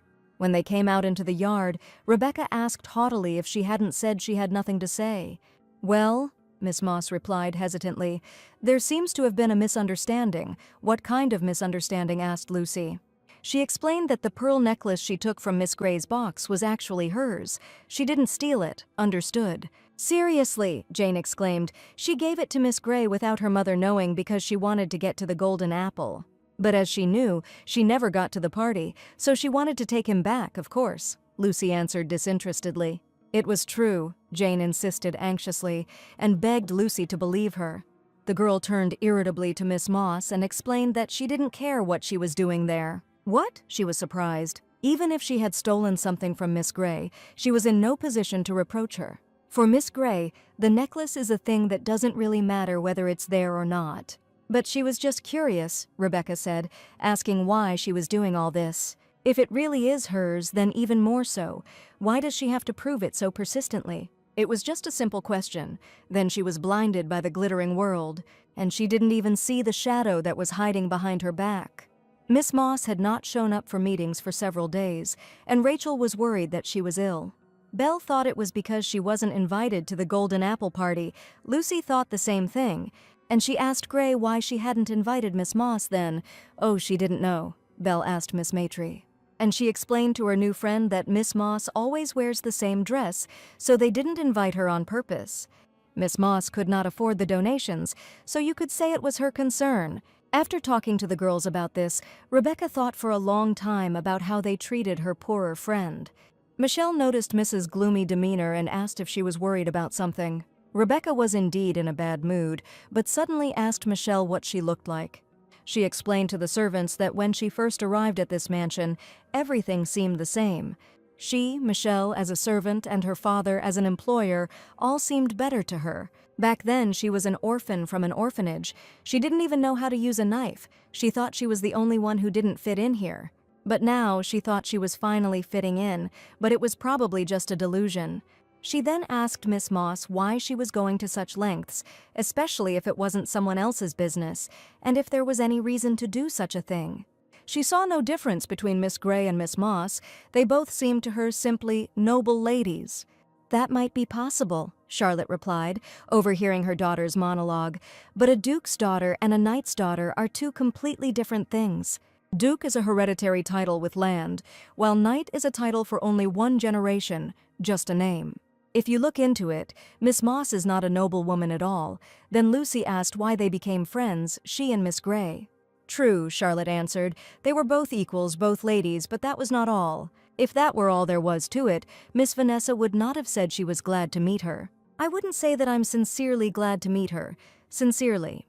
Vanessa simply wouldn't have invited her to the mansion. Rebecca was shocked. That's it. That's why she was so happy when she was invited to Miss Gray's house. The most beautiful moment of her life, that shining instant, because they experienced it together. Maybe she was the only person who wanted to give her such a moment.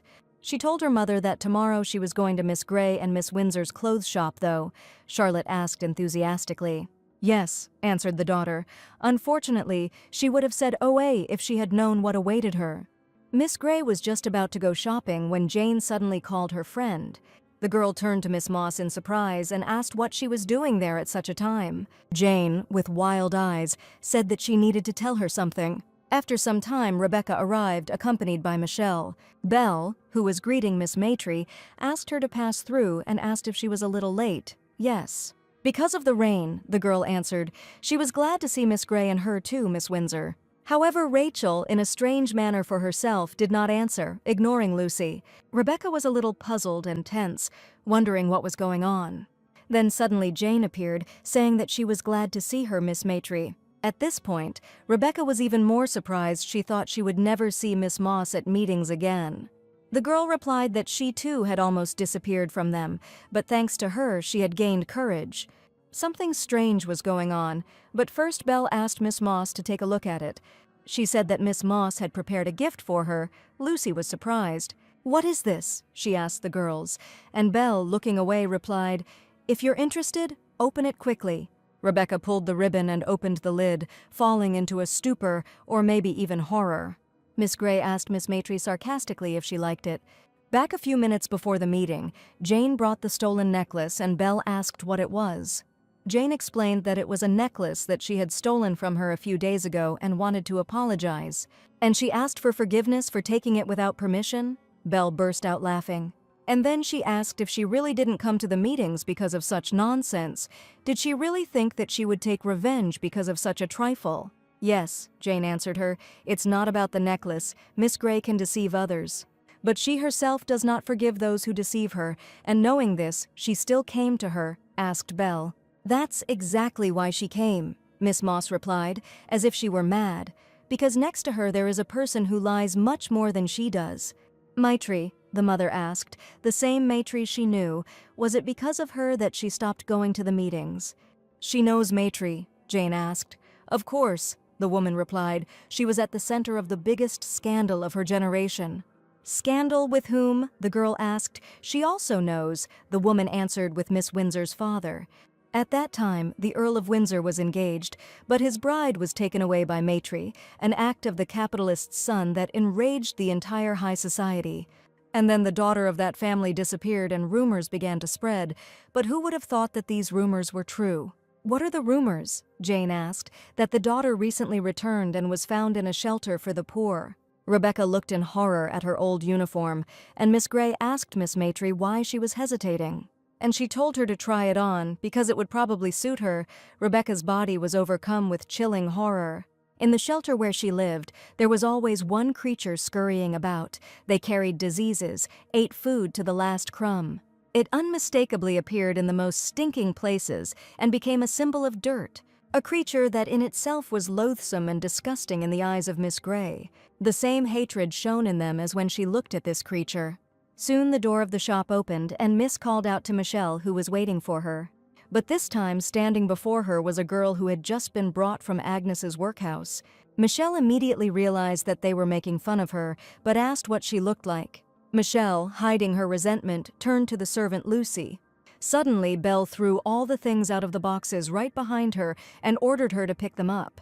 Two girls, seemingly ordinary simpletons, looked at Miss Gray with humility and resentment.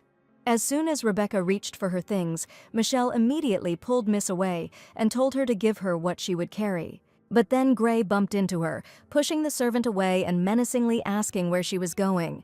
Rebecca asked Michelle to move away, and with desperation in her voice, she said that she was fine. She asked her not to interfere in other people's affairs. Michelle was silent for a long time, choosing her words and holding back a burst of resentment for her miss. With a trembling voice, she replied that she was a servant of the Mitry house and mistress. She told Miss that if the mistress saw her like this, her heart would break. "My heart was breaking," Miss Gray asked angrily, gritting her teeth, and she attacked the maid and accused her, shouting that it was she who had brought this girl into her circle, and now she even dared to speak. Michelle called Miss for help, and immediately Rebecca squeezed Belle's wrist with force, ordering her not to touch. She sullenly explained to the girl that she was angry at the wrong person. She had asked them to be angry at her. Immediately, Belle, in a fit of anger, called her a bitch and asked if she was still trying to sit at the same table with her. Suddenly, a rough male voice was heard, angrily shouting at her, asking what she was doing. "Ethan," Belle said, frowning as she looked at her brother Rachel. Seeing him was surprised. The guy angrily asked the girls what the hell they were doing here, and now Rebecca saw Ethan's face for the first time. Rachel immediately stood up for her friend and began to explain, but Ethan said that even if she was a servant, this was not right. He asked Rachel irritably how anyone could treat someone like that, and Belle immediately burst into laughter. She still couldn't calm down, but exhaling, she grinned and said to her brother that it seemed he should apologize. "What?" Ethan asked in surprise, but then his younger sister shouted that Miss Matry was not a servant.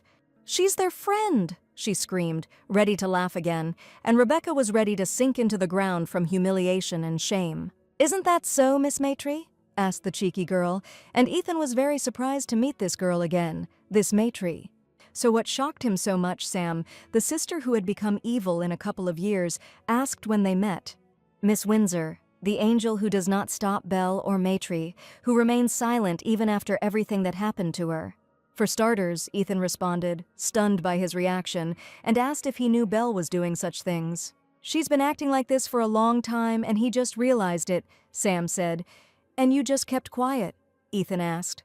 "Hey, Duke Gray." He turned to his friend and asked who he thought Belle was. Even he, her brother, showed no interest in her. And he, an outsider, what right did Ethan have, stopped him and asked if he wanted to say that this was all because of him. Sam was sorry that he took it that way, and the Duke had told him to tell him straight out what he wanted. He replied, "Sam." He asked when Damien warned him about Catherine, and he ended up leaving without a word, and then came back as if nothing had happened. And he still hasn't returned to the Gray's house. He lives with him because he's the only one who didn't stop him then. That's what a friend means. Although it seems like it's something great, if he wants to give advice, he must be ready to lose a person, but he is not like that. So, whether he wanted to fight or apologize, he advised his friend not to avoid it, but to face it head-on, otherwise his sister would look insignificant. By the way, Miss Windsor's birthday was coming up soon. Belle asked if they had already made a guest list. Rachel was just about to ask Miss Gray about this, whether Mrs. Gray would be at this party. "Of course," answered Belle. "This is a Windsor family reception." And then, perhaps, she asked her friend Rachel uncertainly, "And Sir Gray, too?" "Ethan doesn't like parties," she replied after a pause, "but he'll definitely come this time." Rachel begged Miss Gray not to force herself, but Belle didn't strain herself. She simply knew what she had heard. Recently, she came to pay for the dress she wanted to buy then and asked how much she owed, but Jacqueline replied that it had already been paid for in full. By whom? Belle asked. Sir Gray, the woman replied. And he took another dress with him, Jacqueline couldn't help but say, and a very beautiful one with a floral pattern. The assistant called out to the lady and reminded her that Gray had asked to keep this gift a secret. There had been a mistake. Jacqueline asked Miss Gray to pretend she hadn't heard. Floral dress, Belle thought. It is obvious that he could have given this dress to Miss Windsor for her birthday. The attendant maids exclaimed with delight at how sweet it was. Lucy, who arrived, said that she was really looking forward to it. Miss Windsor's birthday at the Earl's house sounded impressive. Oh, what impudence, Miss Bell remarked, and asked the simpleton if she even realized what she had gotten herself into. But Rebecca insistently and brazenly asked to be invited too. She wanted to go. Miss Gray asked if she was completely off her rocker now, but Rachel agreed. The friend was indignant, and Rachel explained that, if you look into it, Miss Maitry had not lied to them. They themselves had condemned her as they saw her, and they were disappointed through their own fault, and at the same time the misunderstanding with Sir Gray was cleared up. She would like Miss Maitry to come to her party. Rebecca again noticed that Miss Windsor was indeed a very wise and kind person. She would be looking forward to it. Jen thought that Miss Windsor loved people too much, and in vain. Suddenly, Rebecca, who had followed her, called out to Miss Moss. "What?" Jane exclaimed stammeringly and asked, "Did she want to tell her something?" Lucy reminded. "She said it. She said she didn't care what she did because she didn't have what she needed. There was no point in fighting over an empty bowl, but someone had once told her that a truly hungry person would stop at nothing. To survive, there is no other way, right?" she asked, hinting at future nonsense. "And a cornered rat will eventually bite even a cat." Miss Maitry received a letter in which she received an apology for the unintentional rudeness he had shown her at the time. He wanted to atone for his guilt, but all he could do now was compensate for the ruined dress. He would find out the size and address through Jacqueline and hoped that the memories of this incident would not linger with her for long. At the end of the letter, the sender of the dress, a beautiful floral pattern, signed himself Ethan Gray. Rebecca kept giggling as she read, but suddenly she couldn't hold back and burst out laughing loudly and angrily. She thought that it was rare that everything was resolved so simply. With this, she would be able to take revenge for that day. But suddenly Charlotte turned to Lucy, and the girl happily turned to her mother. She asked if something good had happened. Her laughter could be heard even from outside. "Nothing special," answered the daughter, but she asked her mother to look at this dress from Sir Gray. "And also an invitation to a birthday party. Isn't that great?" she asked enthusiastically. But Charlotte was filled with completely different emotions, and noticing this, Lucy called for Mom. She asked if something had happened, her face, and then Charlotte admitted that she had heard everything from Jacqueline. She, saddened by the fate of her daughter, asked Lucy not to go. "What?" she asked. Stunned, Charlotte said. Now she doesn't have to go to social gatherings anymore. After this conversation, Rebecca still couldn't calm her nerves and drummed her fingers on the table. Michelle asked Miss to stop saying that she was driving her crazy. "If you don't want to listen, you can leave," Lucy replied. But the maid reminded her that she knew she could not have done this as an observer. Lucy was disappointed. She thought she would be on her side. Michelle reminded that she herself told her to mind her own business. "This," Michelle interrupted, and explained that she knew that the miss was trying to protect her, but asked her to put herself in the mistress's place. She wanted her daughter to be happy, sent her to the reception, and something happened there. If the owner had found out, there would have been a hurricane of blood in London. That would be if he considered her his real daughter, Lucy thought, and turned thoughtfully to Michelle. She said that before her there were many scammers here who tried to get into the house. What happened to them? She asked. Like a partisan, Michelle explained to Miss that if the master orders her to remain silent, she must remain silent. "What?" Rebecca asked, stunned and alarmed. "It was their duty as servants," Michelle explained coldly and detachedly. "The past, this can't go on unless she urgently finds a way to be useful." But as Michelle had said, going against her mother's wishes now was not an option, Rebecca thought. John only leaves her here because she is still loved by Charlotte, so that is all she could do now. Unintentionally, she overheard the servants talking about the arrival of a newspaper, and noticing the news in it, she said in surprise, "Incredible." Handing over the newspaper, Mrs. Volcom asked with displeasure if they really thought it was she who was depicted there. Lucy admitted that she thought for a long time, and if she draws better and everyone finds out that it is Madame Volcom, what then? The woman, stunned, asked the girl if she was blackmailing her now. Why? She asked. It didn't work out. Yes. Lucy admitted that she was wrong. Just because they are in the same place doesn't mean they are equal. She dared to worry about the Duke's daughter. She was meddling in matters that weren't her business, she admitted. Intrigued, Mrs. Volcom asked, smiling, what she would do now. He will obey, Rebecca answered confidently, and not one step away from Madame's plan. It's good that she grasps everything quickly. The matchmaker praised the girl and asked, after all, she received the dress from Ethan. How do you know? Lucy asked, dumbfounded, and Madame replied that her eyes and ears were everywhere. It can't be. She was glad when the opportunity arose to make the Greys look ridiculous, Mrs. asked. And then Charlotte Maitre banned social gatherings, and the disappointment doubled. Disappointment and regret and remorse, her ears reported on every step. In the end, the young lady herself came to her to swear allegiance, and she would do the same with Ethan. In short, she would throw out a bait that he would definitely bite, she explained, and Ethan received a letter addressed to Sir Grey. Here, the guy asked in surprise, from whom, the name of the sender, the messenger read, Catherine Jones. The lady with the beautiful red hair, the sword flew out of Ethan's hands. This Catherine is impressive, Sam said. It's not even that she knows where he lives, but that the man who left so coldly is now sending postcards.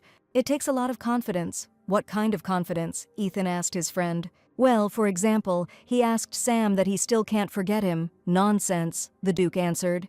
Sam turned to Ethan and asked if he would go. Ethan remembered the first time he met the girl who killed every last drop of life in him. She announced that from that day on she would teach him manners and introduced herself as Catherine Jones. Sam was asking if he could look Catherine in the face, could he? Ethan wondered. What kind of question was that? It wasn't he who left first, so why? Why should he feel like a fugitive? London Bookshop, B21, 4 o'clock in the afternoon, will he come? Asked Lucy. He will come, without a doubt, Madame answered. They had been waiting for this moment for a very long time. He will be furious. He will be sad, he will be broken, but in the end he will come running like a child who has found his lost mother. Madame asked to believe her. After all, no one knows him as well as she does. A few years ago, a lady with a cold, stern expression and neatly combed hair. Ethan thought she fit perfectly into this alien and rich world.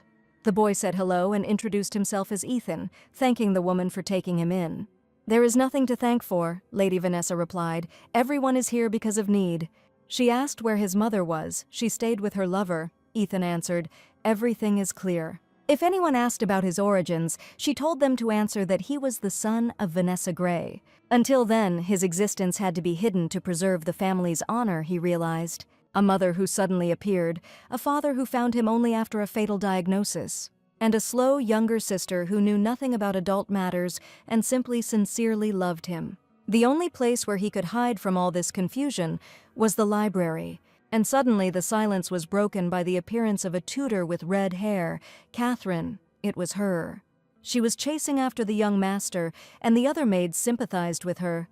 They're playing hide-and-seek again, the butler asked, laughing. Seth was told that this was already the 7th teacher, and if this one left, whoever would agree next would be the next. But suddenly Catherine exclaimed that she had found it. Disgusting, thought the young man, looking at his governess. The girl continued to run her tale, persuading the young gentleman that she would tell him how to hold a glass correctly. Let go, damn it, Ethan cursed, hesitating in shock as Catherine asked if he wanted to learn how to hold a glass. Then she suggested moving on to aesthetics classes he loves to read, so art might be interesting too. You are deaf, Ethan shouted loudly and angrily. She was infuriating him and he told her to leave him alone. No, she answered. What? Ethan asked in surprise.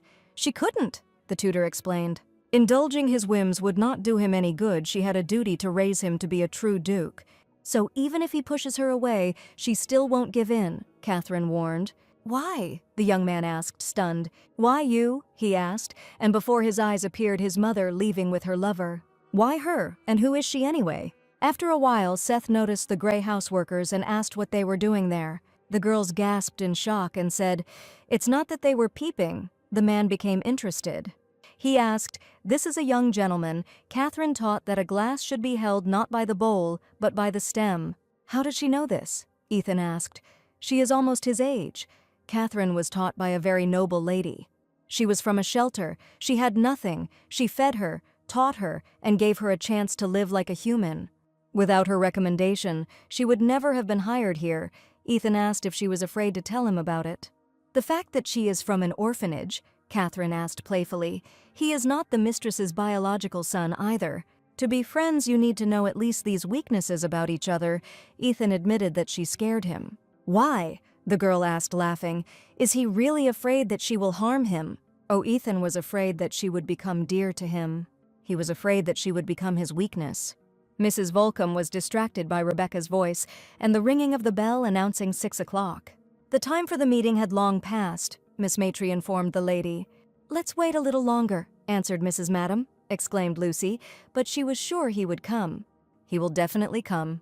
Several years ago, when Madame Melissa recommended her, she knew she would do well as a mentor in this house. But she betrayed her trust as a teacher and tarnished Madame Melissa's honor. Vanessa told Catherine that she was a smart girl, but in the end it was precisely because of her intelligence that she would not be happy. Her background doesn't give her the right to do this. Every time she looks at Ethan, she will feel hell from the desire for something she cannot have. And in the end, she will understand that she can never be with this boy. Rebecca told Madame that she would go. She hated waiting for those who would not come anyway. "Wait!" the lady exclaimed anxiously. Jumping up from her seat, she wanted to say something else. But she stopped in an instant, seeing and hearing Ethan, who, approaching the bookshelf, discovered Miss Matry. Mrs. Volcom disappeared behind the bookcase, and Rebecca looked at the Duke in bewilderment. Having come to her senses, she greeted Sir Grey, and the man asked what she was doing there. Noticing the book in her hands, Ethan asked if she was going to take it. Rebecca asked Lord Grey if he had also come to take the book, based on his reaction. And Ethan took a long time to collect his thoughts and finally answered that he had to meet someone. "But it seems to be too late. It was the girl with red hair," Lucy asked. The girl said that he could have arrived a little earlier. She had waited a long time and left not long ago. Apparently, it was such a pity that she could not tear herself away from this place. Her gaze involuntarily kept reaching out to her. Suddenly, Rebecca asked the Lord how much he loved her. That woman. "What?" He was surprised. Miss Matry gasped and asked for forgiveness for her tactlessness. It just became interesting to watch him, and she couldn't resist, although she can't believe that the Lord's story is more interesting than this book. She got too involved in other people's business and asked for forgiveness, and asked the man not to pay attention to what she had just said. And then she said that she would go, but her friend Ethan answered the question asked, and Lucy stopped. He hated her very much. She was cunning, selfish, and cruel. She stopped at nothing for her own benefit. And he, Catherine, asked Ethan with displeasure if he had been spending time with the philosophers again. And he wanted to change the world for the sake of such a person who believed that there was no happiness for him in this world. If he was not born again, and he wanted to prove otherwise by giving everything he had. But now he thought that this was not at all what she wanted. In the eyes of that man who had nowhere to return to, he probably looked like a child with empty dreams. So he came to let go. Goosebumps ran through Catherine's body. The man said that he would stay here and do what he could, and he asked her to be happy with someone who would help her truly love herself. She will come, she will be furious, she will be sad, she will be disappointed, but she will still come running, like a child who has found his lost mother after all. No one knows him as well as she does. After some thought, Lucy said that not using one's wounds to hurt others is something that only very mature people can do. So, even if the red-haired girl saw him now, she would never think that he was like a child. In this sense, she asked to take his book. She gave it to him, especially since she had a dress that she had received earlier. His story was extremely interesting, although in the end she never got to go out in that dress. Ethan asked if she didn't like it. "No," Lucy replied. "It was just that what happened that day became known at home." Ethan's hands trembled. Lucy said that now she was completely forbidden to come near social events. It was a great pity. She really wanted to go to Rachel's birthday party. Well, of course, what's so special about being a daughter from an orphanage? It was just sad that all her attempts to achieve recognition were in vain. Ethan remembered their meeting at the party. and that because of his prejudice against everyone, he called her a petty piece of trash who didn't know her place in the Maitre house. Realizing this, Ethan felt incredibly ashamed of his words. He didn't even know that she had such a story. He apologized, for which, Lucy asked in surprise, it was not the Lord's fault, it was just, Ethan answered, for many reasons. He promised that no matter what happened, he would fix the situation with Belle as well. He would never again judge a girl hastily, and asked her to believe at least this promise of his. Wanted to change the world for one person? How interesting, thought Rebecca. And lost in thought, she called him a strange guy. What? Michelle asked. No, nothing, answered the miss in thought. Who would want something like that anyway? As soon as they arrived at the estate, a maid ran out to meet them and anxiously asked where they had been. Michelle reminded him that she had said they had gone to the bookstore and asked what had happened and why she was so nervous. The trouble is, she cried out hastily, the gentleman found out that they had been going to social gatherings all this time.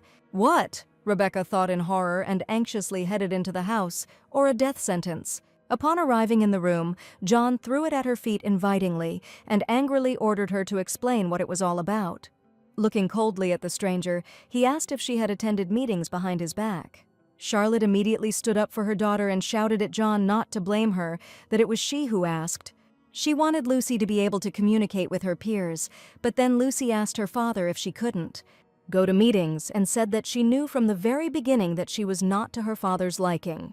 The missing daughter returned, and he never came to her, but parents should love their children, no matter what they are like. Even a stranger might not judge her harshly, but he said that he would not condemn her. With despair and pity, she explained that he was acting as if he had never wanted her back in the first place.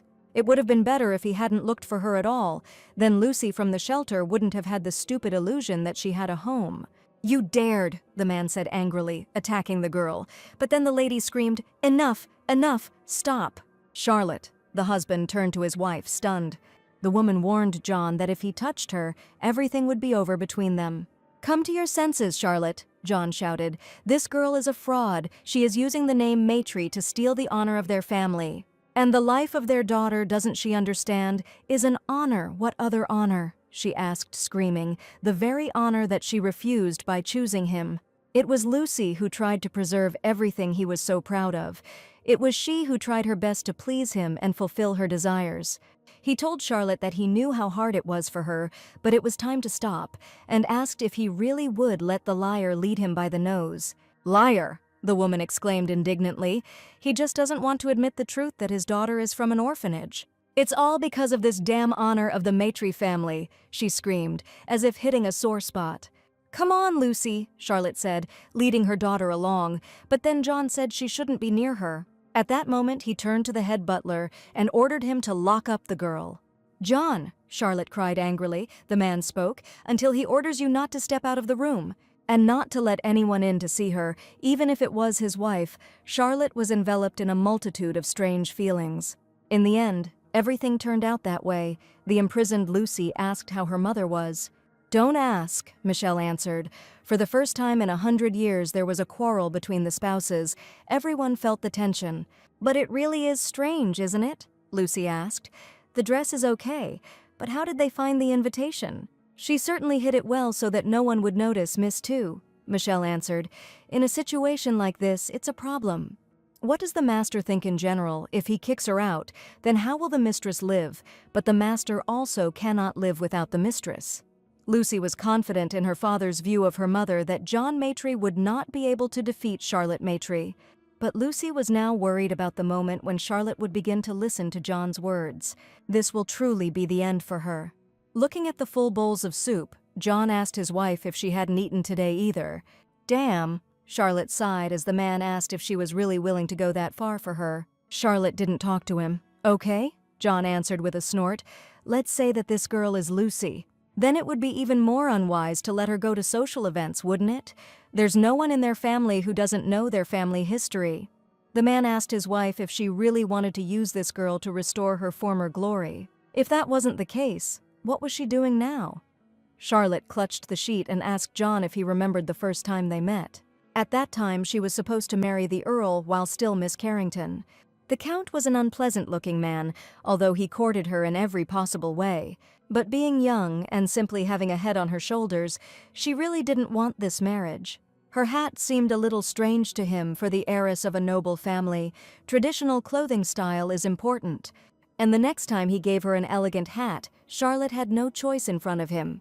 Her only consolation then was to watch him at a charity event. But one day that attractive man came up to her and asked if she still liked him. Charlotte could have sworn that her heart nearly broke for him that day. The good-looking man looked into her eyes and said that she had been staring at him the whole time. But Charlotte couldn't talk to him without a guardian. Without a guardian, she can't talk herself, John asked her. The girl introduced herself as Charlotte Carrington, the only daughter of a family that does not speak to strangers without a guardian. Especially if this person is of low origin or a man, of course, he answered, taking off his hat. He was pleased to meet Charlotte and introduced himself as John. Now he could see her face and asked Charlotte what she liked about it so much. At that moment she was not Carrington to him. For her he was also just John. Because for the first time in her life she disobeyed her father and chose him. She declared her desire and ran away, no matter how much her father scolded her. He asks if she missed fame, her answer is no. After all, she missed him, the man who showed that the happiness of one is more important than the honor of the family. Therefore, she explained to her husband that it should be the same for Lucy and for her too. John remained silent, as if thinking over everything that had happened to them in their youth. But suddenly the head butler called out to the gentleman. "What's wrong?" asked John. "He doesn't see that they are talking." The man apologized for disturbing them during the conversation and said that there was a carriage outside that he had not seen before. However, the man who arrived in that carriage was none other than Ethan Gray. Having met with Mr. Maitre, the lord informed the man that he had come to pick up Miss Lucy. In the library, he promised that he would personally accompany her to Miss Windsor's birthday party. If the ducal family's friendly relations are confirmed, then Maitre's family will not be able to prevent the girl from going to the party. Having learned the news, Charlotte immediately ran to Lucy, but the lady was stopped and asked to leave. They were worried about the master's order, but suddenly Lucy came out to meet her mother. She asked what she was doing there, worried about what would happen if her father found out, and Charlotte said that Lord Gray was waiting outside. True, Lucy was surprised. Her mother asked her daughter if she wanted to go with Lord Gray, if she wanted to take his hand and go to the party. But outside, her father, she reminded her sadly. Charlotte called out to Lucy and explained that he was asking her wish. At the same time, the man apologized to Lord and said that Lucy could not go today. He asked the guy to leave, and then Ethan asked if this was really Miss Lucy's wish. It seemed to him that she had a different opinion. The man noticed the family behind him. Lucy wanted to go. Her decision could put her mother in a difficult situation. But if you ask her about her desire now, then yes, she wanted to go with him, the daughter answered. Charlotte remembered how happy she was to escape her worries to meet her loved one. How glad they both were in their youth to go against the established will. "Okay," answered the mother. "Then go. Go and do what you want." Encouraging her daughter, Charlotte said that no matter what happens, her mother believes in her choice. In the end, the lady led the young hearts on their way, and John watched all this from the office. In the end, it was her choice, the man thought, looking into his wife's sparkling eyes. If that was the case, then he too would have to bear responsibility for his choice, he thought, and ordered Ron to be called. The ladies gathered for the celebration. Rachel greeted the invited guests. It was a great honor for them that they came. Miss Windsor has also become a truly worthy lady. Lord Windsor must be proud of his daughter. "She is quite suitable as a bride for the ducal family, isn't she?" he asked. Rachel was embarrassed. "Yes, indeed," answered Mrs. Vanessa. "There is no family that would come from the only daughter of the Count." "But how did this happen?" Belle asked Miss Windsor. "This is not the dress that Ethan gave." "The thing is," Rachel replied, "there seems to have been a misunderstanding. This dress never arrived to her."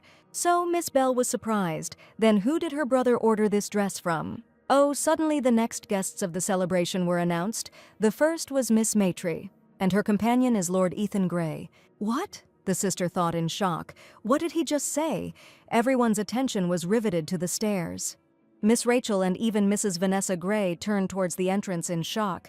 Miss Maitre appeared on it in a dress with a floral pattern, causing shock among the guests. Lucy noticed that everyone was looking in their direction. Ethan asked if she was nervous. "No," Lucy answered. She had nothing to lose, so she wasn't worried, but she asked Sir Grey why he was willing to do all this. Ethan seemed to see the image of Catherine in his companion and said that he was doing this because of his worries. Regarding what he had not done earlier, one could say that he regretted it and asked whether Miss would consider it impudent. No, the girl answered honestly. He wasn't so charming that it would be a problem. But this was already insolence towards him. Lucy asked what they would do now. Well, since they've crossed the line, you have to enjoy it to the fullest. Ethan finished Lucy's sentence. And despite the sidelong glances around them, the young companions began to dance. Well, at the Windsor ball, Maitri, who took Sir Grey's hand, "What kind of evil fate is this?" the guests asked. Hearing this, Vanessa remembered her conversation with Charlotte when she admitted that she had a man whom she loved. She confessed this to her friend, but she only looked at her sideways and then told her to forget about it. "What?" Charlotte exclaimed. "She didn't even ask who. He was not an aristocrat, and besides, he was the second son. If her father finds out, he will pass out from anger," Vanessa answered, and Charlotte realized that she knew everything. A friend explained that she was being too obvious about her affection, but marriage was not a matter of love, but a matter of survival. Even though she is the only daughter of the Carrington family, her father will never pass on his inheritance to her. She would have to spend her entire life asking her male relatives for inherited property, so she asked her to make a wise choice. "Let it be a misfortune but not a disgrace." Charlotte pouted and called her friend stubborn. But perhaps that was the way it should be, she agreed. If she fell in love with him, she would lose too much. Especially her, and Vanessa couldn't say that it wasn't so. Charlotte was right when she said that if she had such a scandal, she would stop communicating with her. But even so, Charlotte told Vanessa, she would still love her no matter what. Even if they stop being friends, she will always wish her happiness.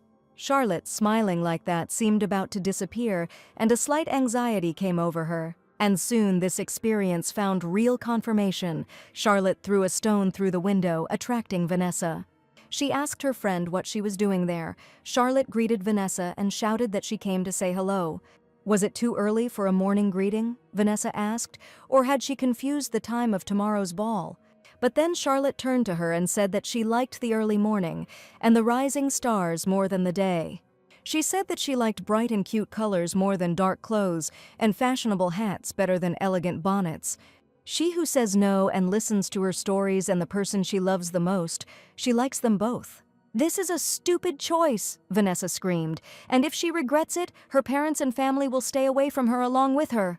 She won't even be able to go to the social events she loved, and no one will come to her balls, and she will still choose this man." Pursing her lips, she said that then and today their journey would end, and said goodbye to Carrington. Vanessa remembered how long she had hidden and watched her retreating back that day. Maybe she would come back and say it was a joke, but she didn't. Her steps were lighter and brighter than ever. At that moment she almost burst into tears, and now she was lucky to see a similar scene. Indeed, the woman thought, this was probably an evil fate. "This is out of the question," Belle screamed. "Open your eyes, he's gone crazy." She begged her mother to say at least something. But the Duchess asked Belle to be quieter and asked if it wasn't just a dance, telling her not to attach too much importance to it. But the girl was indignant, as her mother said that she should take more care of her friends. Vanessa revealed that she has not seen Miss Windsor since then. "That's right, Rachel," Belle thought worriedly, realizing she had left her alone. "Maitri, Maitri," the Count shouted out every word, and it was none other than Maitri. That wicked girl had taken the Duke's hand from his daughter, that useless girl, he cursed. "Enough," the Countess shouted, taking care of her daughter and their reputation. "Many are watching them." Only now did the Count realize that they were not alone, and in an angry whisper ordered his daughter to return. To come back and prove at any cost that Duke Grey is only her boyfriend and no one else. He would never forgive being taken away by John's daughter. Rachel fearfully told her father that she understood. When the fat man left, his wife angrily called him a bastard and said that someday she would kill him. She asked her daughter how she was feeling. She was fine, Rachel answered. And she asked her mother for forgiveness, saying that she had not intended to invite Miss Maitri. But when she learned that Miss Carrington was Miss Maitri's mother, she lost her composure. The dirty pig returned to the room and, tearing down the curtain, began to almost pray to Charlotte's portrait, calling her an angel. Rachel told her mother that she wanted to be a proud daughter in front of her. The woman consoled her. She asked Rachel not to cry, saying that no one would make her suffer, no one, ever. Meanwhile, the evening continued. Gray continued to lead the young girl in a dance. Suddenly, another extraordinary man appeared. Well, he said, he had been present at the ball for a long time and saw an interesting scene. The man walking towards Sam was named Damien, and the man greeted Colin with a smile. Nodding his head, he asked who it was. It was Miss Matry, the one Belle had been teasing, as he had seen Ethan helping her. Sam felt sorry for poor Miss Windsor, but he was also interested to see Ethan ready to fight his sister. As for him, Damien said he was glad to see a familiar face, but he wasn't sure she would be welcomed. "What?" Sam asked with a grin. He still felt awkward around Ethan. "No," the man answered, "not with him," continuing to look at the girl next to him. "Well, enough chatter," said Vanessa. "A true gentleman at a ball asks a lady to dance." "Not so, Sir Colin," she asked. "That is so," the young man answered Mrs. Gray. "Here he is," Mrs. Gray pointed out. "He hasn't been seen at balls for a long time, Sir Lycett." The girls were delighted when Miss Matry arrived and asked if the party last night had been fantastic. Who would have thought that Miss Matry would appear holding the Duke's hand? And that dress, it was the very one that Miss Gray spoke of. Because of this, Miss Windsor's reputation suffered, and the girls were told to be quiet. Mrs. Windsor showed up unexpectedly, unannounced, to talk about last night's party. Vanessa realized that the conversation would be about Mrs. Birthday, and Mrs. asked the lady if she remembered the day Lord Gray left the estate. The woman remained silent and asked if she was talking about his time studying abroad. Their families were close back then, and she herself said that she would like to see Rachel as part of the family. Therefore, there were rumors that the Duke had run away to avoid marriage with Rachel, but despite this, Rachel remained silent for the sake of the honor of House Gray. "One word," the woman said threateningly. She could simply say that her son abandoned his family for this girl. She asked Vanessa if she didn't feel she had an obligation to do something for Rachel. Mrs. Gray put down the cup and said that Miss Windsor was a good girl, caring, obedient, and well-behaved, a sweet child. "But lady," she asked, "did Miss Windsor conceal Ethan's scandal for the sake of the honor of the House of Gray?" Jane Moss, who showed up at the meeting, asked in surprise what was going on and why everyone was gathered there. Miss Gray explained to her friend that after yesterday's party, many people wanted to sit at the same table with Miss Matry. "It can't be," Jane exclaimed. "This is Miss Gray's event, and now it will be Matry's table." She shouted that everyone needed to be told the truth about this girl's origins. Then these upstarts would not be able to pretend to be aristocrats.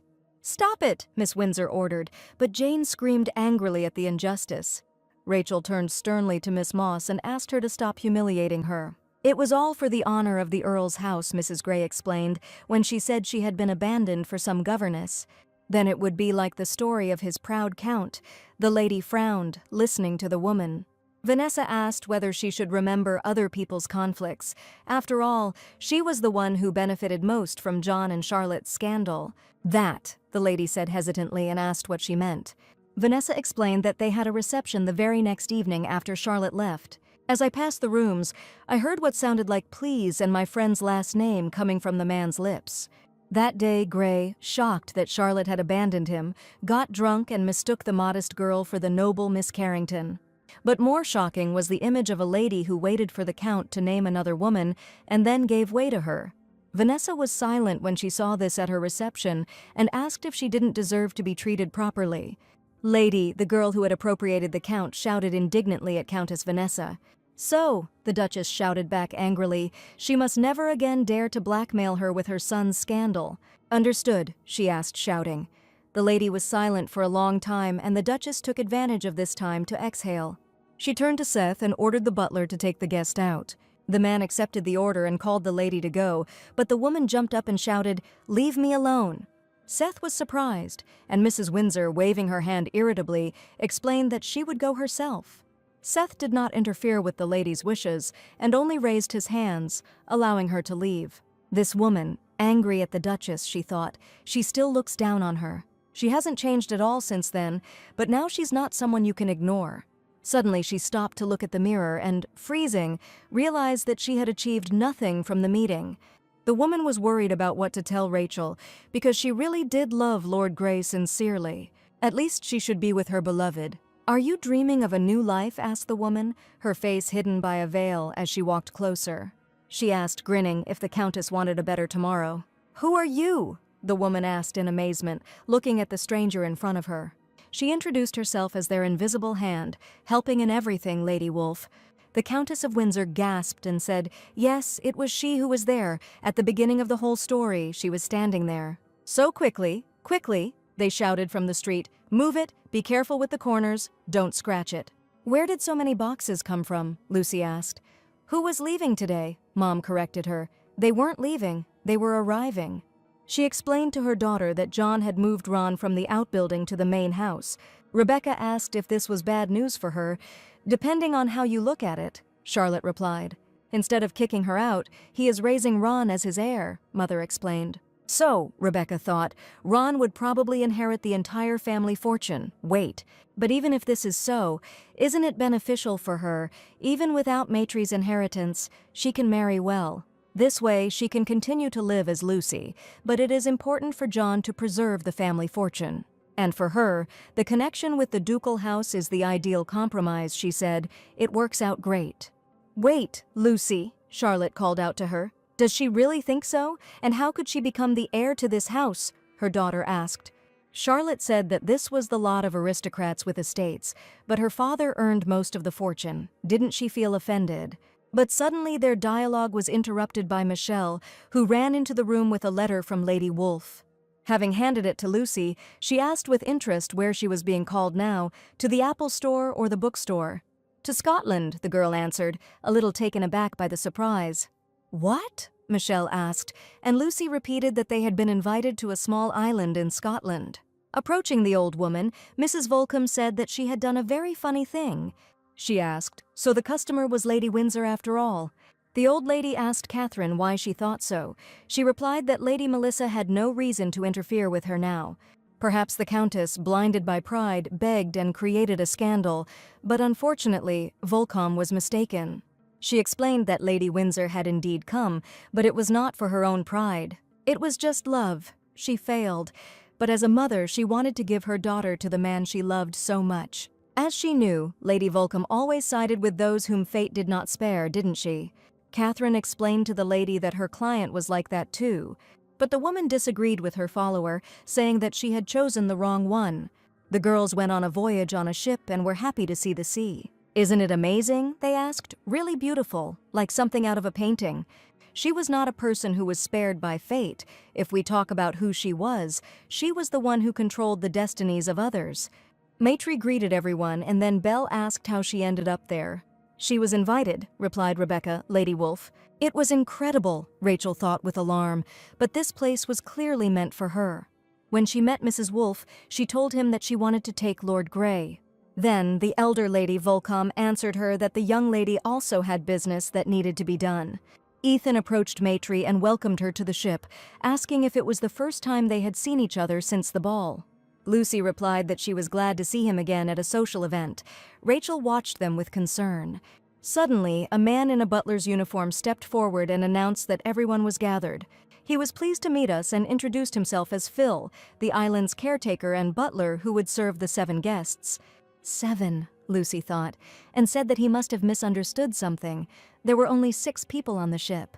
"No," the man answered her, "there are only 7 people." Then Rebecca asked who the 7th was. "Here he is," answered the butler Phil, and then Rebecca felt movement behind her. He was late with his introduction. Lucy turned around in fear, and she introduced herself as Damien Lycett.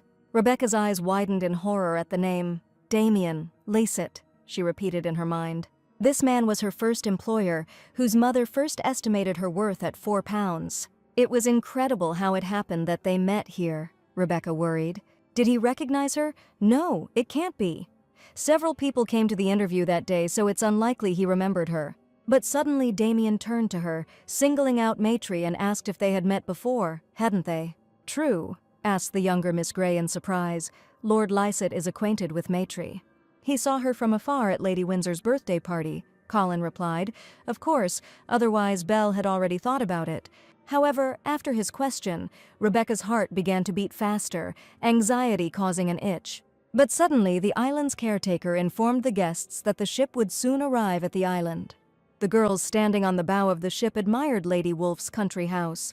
From the year 1786 until now, social celebrities have enjoyed bird hunting here every year.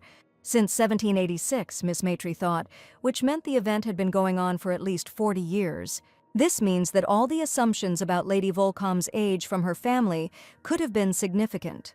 It is possible that the Lady Volcom she knows and the one who sent the letter are different people. Upon arrival, Phil told the guests that this was the place where they would enjoy hunting today. "They won't go to the field?" Miss Gray asked him in surprise. "Usually that was the case," the butler replied, but recently, for some reason, going beyond the shooting range had been restricted. It took about 40 minutes to get to the mansion along a forest path, so he asked them to go to the carriage. And having reported everything, he wished the guests of the island a good time and left. During shooting practice, Belle asked Maitre if this was her first time shooting. Lucy asked. She didn't even shoot, and she already knows everything. Middle class, found in an orphanage several years later, she thought she hadn't had time to learn such skills. Sam stopped Belle indignantly, realizing that she was going too far. But Lucy simply thanked him for his concern and explained that she usually learns everything quickly. She asked Miss not to worry about her. Ethan said that if anything happened, he could, but then Damien said more confidently that he would help her. Lord Grey looked back at his old acquaintance in surprise, and he, smiling, asserted that despite his appearance, he was a pretty good hunter. Rebecca didn't care who would teach her and accepted help from a more confident guy. Sam was surprised by how Damien behaved so openly in public, a picture that was hard to imagine in normal times. Ethan seemed to be bothered by something as he watched Damien and Lucy's interaction, and he agreed with his friend. Damien pointed to a moving bush and explained that a wood grouse is a bird that cannot fly. If you watch quietly, you might see the bird emerge from underneath it briefly. First you have to hold your breath and wait. They concentrated, and on Damien's order she fired. "Well, how simple is it really?" he asked the girl. The point was to wait until the prey was within reach. "What's wrong?" he asked, seeing the expression on her face. And Lucy explained, "After all, this is a bird that can't fly." But that was the whole point. Her little wing beats were just convulsive attempts leading to final death. "If you think about it, this bird's fate is very similar to hers," he said to the lady, and Lucy asked what he meant.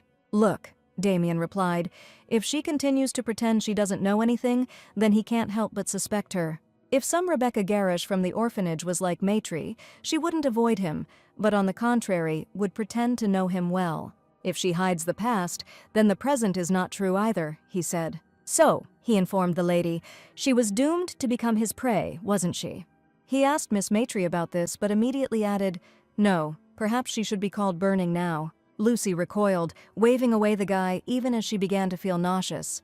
Ethan, who was watching them, immediately reacted to Miss Maitre's strange behavior. He asked if she was okay, what happened, everything was fine, she just suddenly felt bad, she answered with a trembling voice. And she blamed the sight of bird hunting, which apparently came as a visual shock to her. She said she needed to rest for a while, which Belle asked. If so, why had she come hunting in the first place? Lucy left alone, and the boys watching her thought that it was all a bit too much. Both young men watched the girl, making sure that everything was all right with her along the way. When she had gone far enough, Ethan paused and asked, "Is it him?" Damien asked. Ethan told him not to pretend he didn't understand, explaining that he had been watching him the whole time. And he asked a direct question about what he said that made the healthy Maitre's face suddenly turn pale. Damien asked that whatever he said was none of his business, right? And also advised Ethan, "Doesn't treat people with such pathetic compassion." He wondered if, after what he had been through with Catherine, it was time for him to understand that, wasn't it? People weren't as naive and simple as he thought. "Damn, damn, damn," Lucy thought furiously, hitting the fence. Damn it, he knows everything, her name, her past, even the fact that she's not Lucy Maitre. Everything. What should we do now if this fact reaches Charlotte's ears? She will be executed for stealing Lucy's life. Damn, she almost achieved recognition. If she just waited a little longer, this life would be completely hers. Lost in thought, she stepped on the trap, and immediately a scream was heard that reached the shooting range. "What happened?" Sam asked, and Ethan asked if he had just heard a scream. But Sam thought they were birds, Ethan agreed hesitantly, and Miss Moss approached her friend. Distracting Miss Windsor from her entertainment, she announced that she needed to step away. Coming out of the restroom, Jane sighed peacefully and said how refreshing it was. But suddenly a cry for help was heard from the direction of the site. She was asking if there was anyone there. Finding out what was going on, the girl approached the pit and asked Maitri how she ended up there. Lucy screamed in alarm that she had tripped and the ground had suddenly collapsed, asking her to call people. Miss Moss understood her and, informing her that she would return soon, asked her to wait here a little. The next moment, she ran to Miss Gray and reported that Maitri had fallen into the pit. The girl explained that the hole was quite deep and that a rope was needed to get out. After thinking, Belle stopped her and asked who else knew about this. So far no one but her, Jane answered. Then, Miss Gray explained, they would simply pretend they knew nothing, which, Jane cried out in amazement. But Belle asked if she had forgotten the hurt Lady Windsor had felt all week. Both on the last birthday and on today's hunt, it was Maitri who went where she shouldn't have. We can wait a little. When Ethan approached his sister and asked where Lady Maitri was, Belle replied that she was not feeling well and had probably left earlier. Okay, Ethan replied, and Belle said that it was time for them to wrap things up and go too. So Rebecca waited for help that never came, by which time the clouds had gathered and it had started to rain. The sounds of the departing carriages were clearly audible, and Rebecca said in horror, "No." She asked herself, as if it wasn't time, they would really go that far in their resentment. I remembered Damien's words. That was what was interesting. Even though they can't fly, they try to survive. And indeed, it's funny, a bird that can't fly scurrying, she said in despair. Upon arrival at the mansion, they were met by the butler who told them that they had been waiting for them. Dinner was already being prepared, and he invited those who wanted to warm up with warm tea before eating to go into this room. Looking around the table, Sam noticed an apple pie on it. He asked Phil to take it away. What? Ethan asked him. He doesn't like apple pie. No, the guy began to answer, but Belle finished for him. He loved him. And looking at her brother, she asked if he remembered that their home teacher brought it to her every day.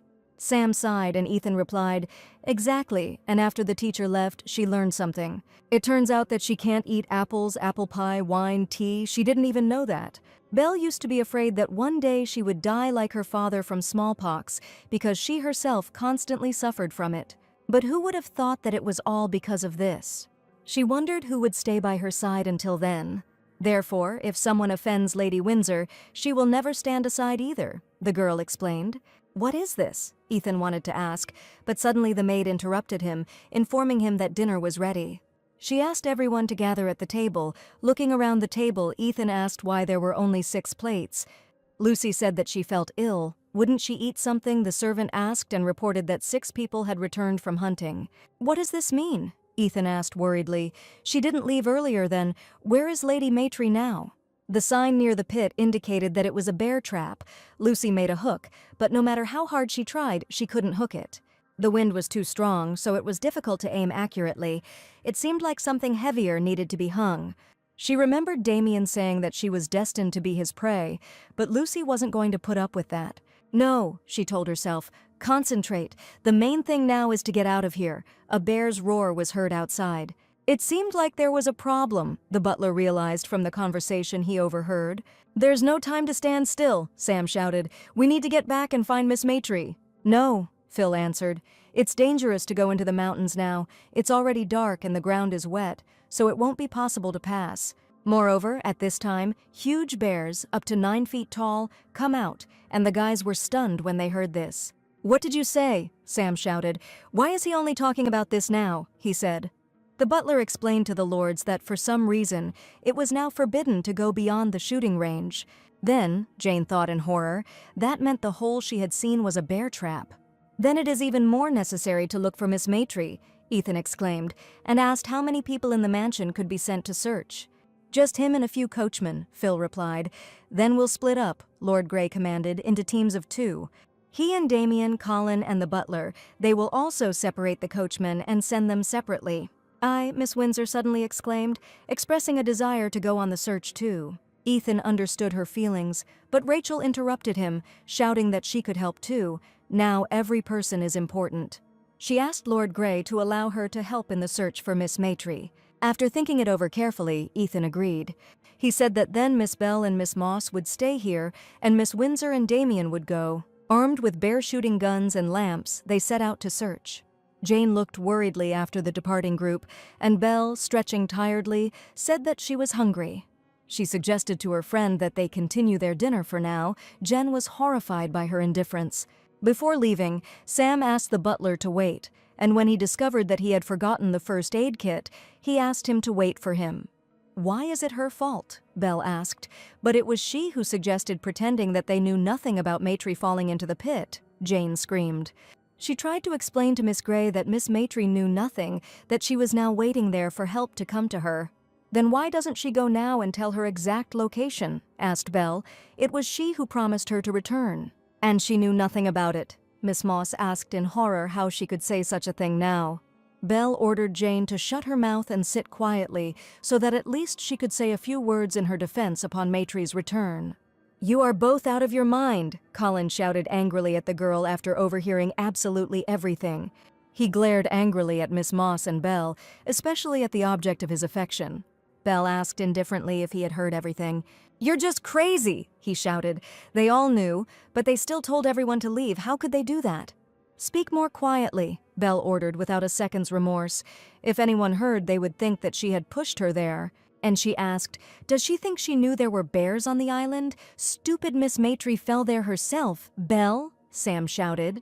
"And what are you going to do?" Belle asked, shouting at him. "Tell others about it. Say that she pushed her there on purpose." "What?" the guy asked, stunned. "You won't do it?" the miss asked him, softening. "He won't," she confirmed herself, "because he loves her. And whatever she did, he had to be on her side," she said confidently. Sam Colin was becoming more and more amazed and disappointed in his love, and many moments with her flashed through his head. In a voice on the verge of a breakdown, he said, "You knew everything." He thought that it was because of him that she changed so much. The words that he couldn't say, she said them to avoid this situation. He told Belle that she was right. He loved her. And now he felt so humiliated because of it, Sam admitted with disgust. "What?" Belle asked, taken aback, not understanding what was wrong. She was stunned and asked why he was looking at her like that. "Sam," she called to him, waiting for an answer, but suddenly Jane turned to Sir Colin and said that she knew where Miss Maitri was. "Miss Moss," cried the devoted Belle indignantly, and Jane explained what Miss Gray had said. She promised to return to her, so she asked the knight to let her join him. "You!" Belle cried out desperately, looking at the backs of her departing friends. "Colin, Jane," she called after them, but none of them planned to turn to look at her. So Miss Gray was left completely alone. "Oh shit," Ethan thought. The rain was getting heavier. He called out to Damien and asked if he was keeping up. "No," answered the Lord, bringing up the rear. He turned to Miss Windsor and said that nothing could be seen ahead, asking her to climb carefully. But as soon as he said this, Rachel slipped and fell, screaming. "Miss Windsor," the Lord cried out worriedly, and asked if she was all right. Damien came up and asked what happened. Ethan explained that the ground was washed away, and Rachel twisted her ankle. The Duke of Grey asked Miss Windsor if she could go, and the girl answered hesitantly, yes, she was fine. "This is serious." Looking around, Ethan thought they still had a long way to go. Damien looked at everyone, his worried friend and the distressed Miss Windsor. "And he told Ethan to stay here for now and wait until the rain stopped, but," Ethan exclaimed. Damien said he could handle it. He had a gun, and if he could get to the shooting range, then Colin and the butler would come. Moreover, he told Miss Windsor, he called her a good person, and he asked if she would attack Ethan without him. The girl was surprised. Ethan rolled his eyes and said that he was joking very stupidly. "You?" Damien said that he would return it to him later. And after a joke that lightened the atmosphere, he said that he was leaving, but suddenly Ethan called out to him. Worried about his friend, he asked him to be careful. "Of course," Damien replied with a smile and went deeper into the forest. Soon the light of his lantern was no longer visible at all.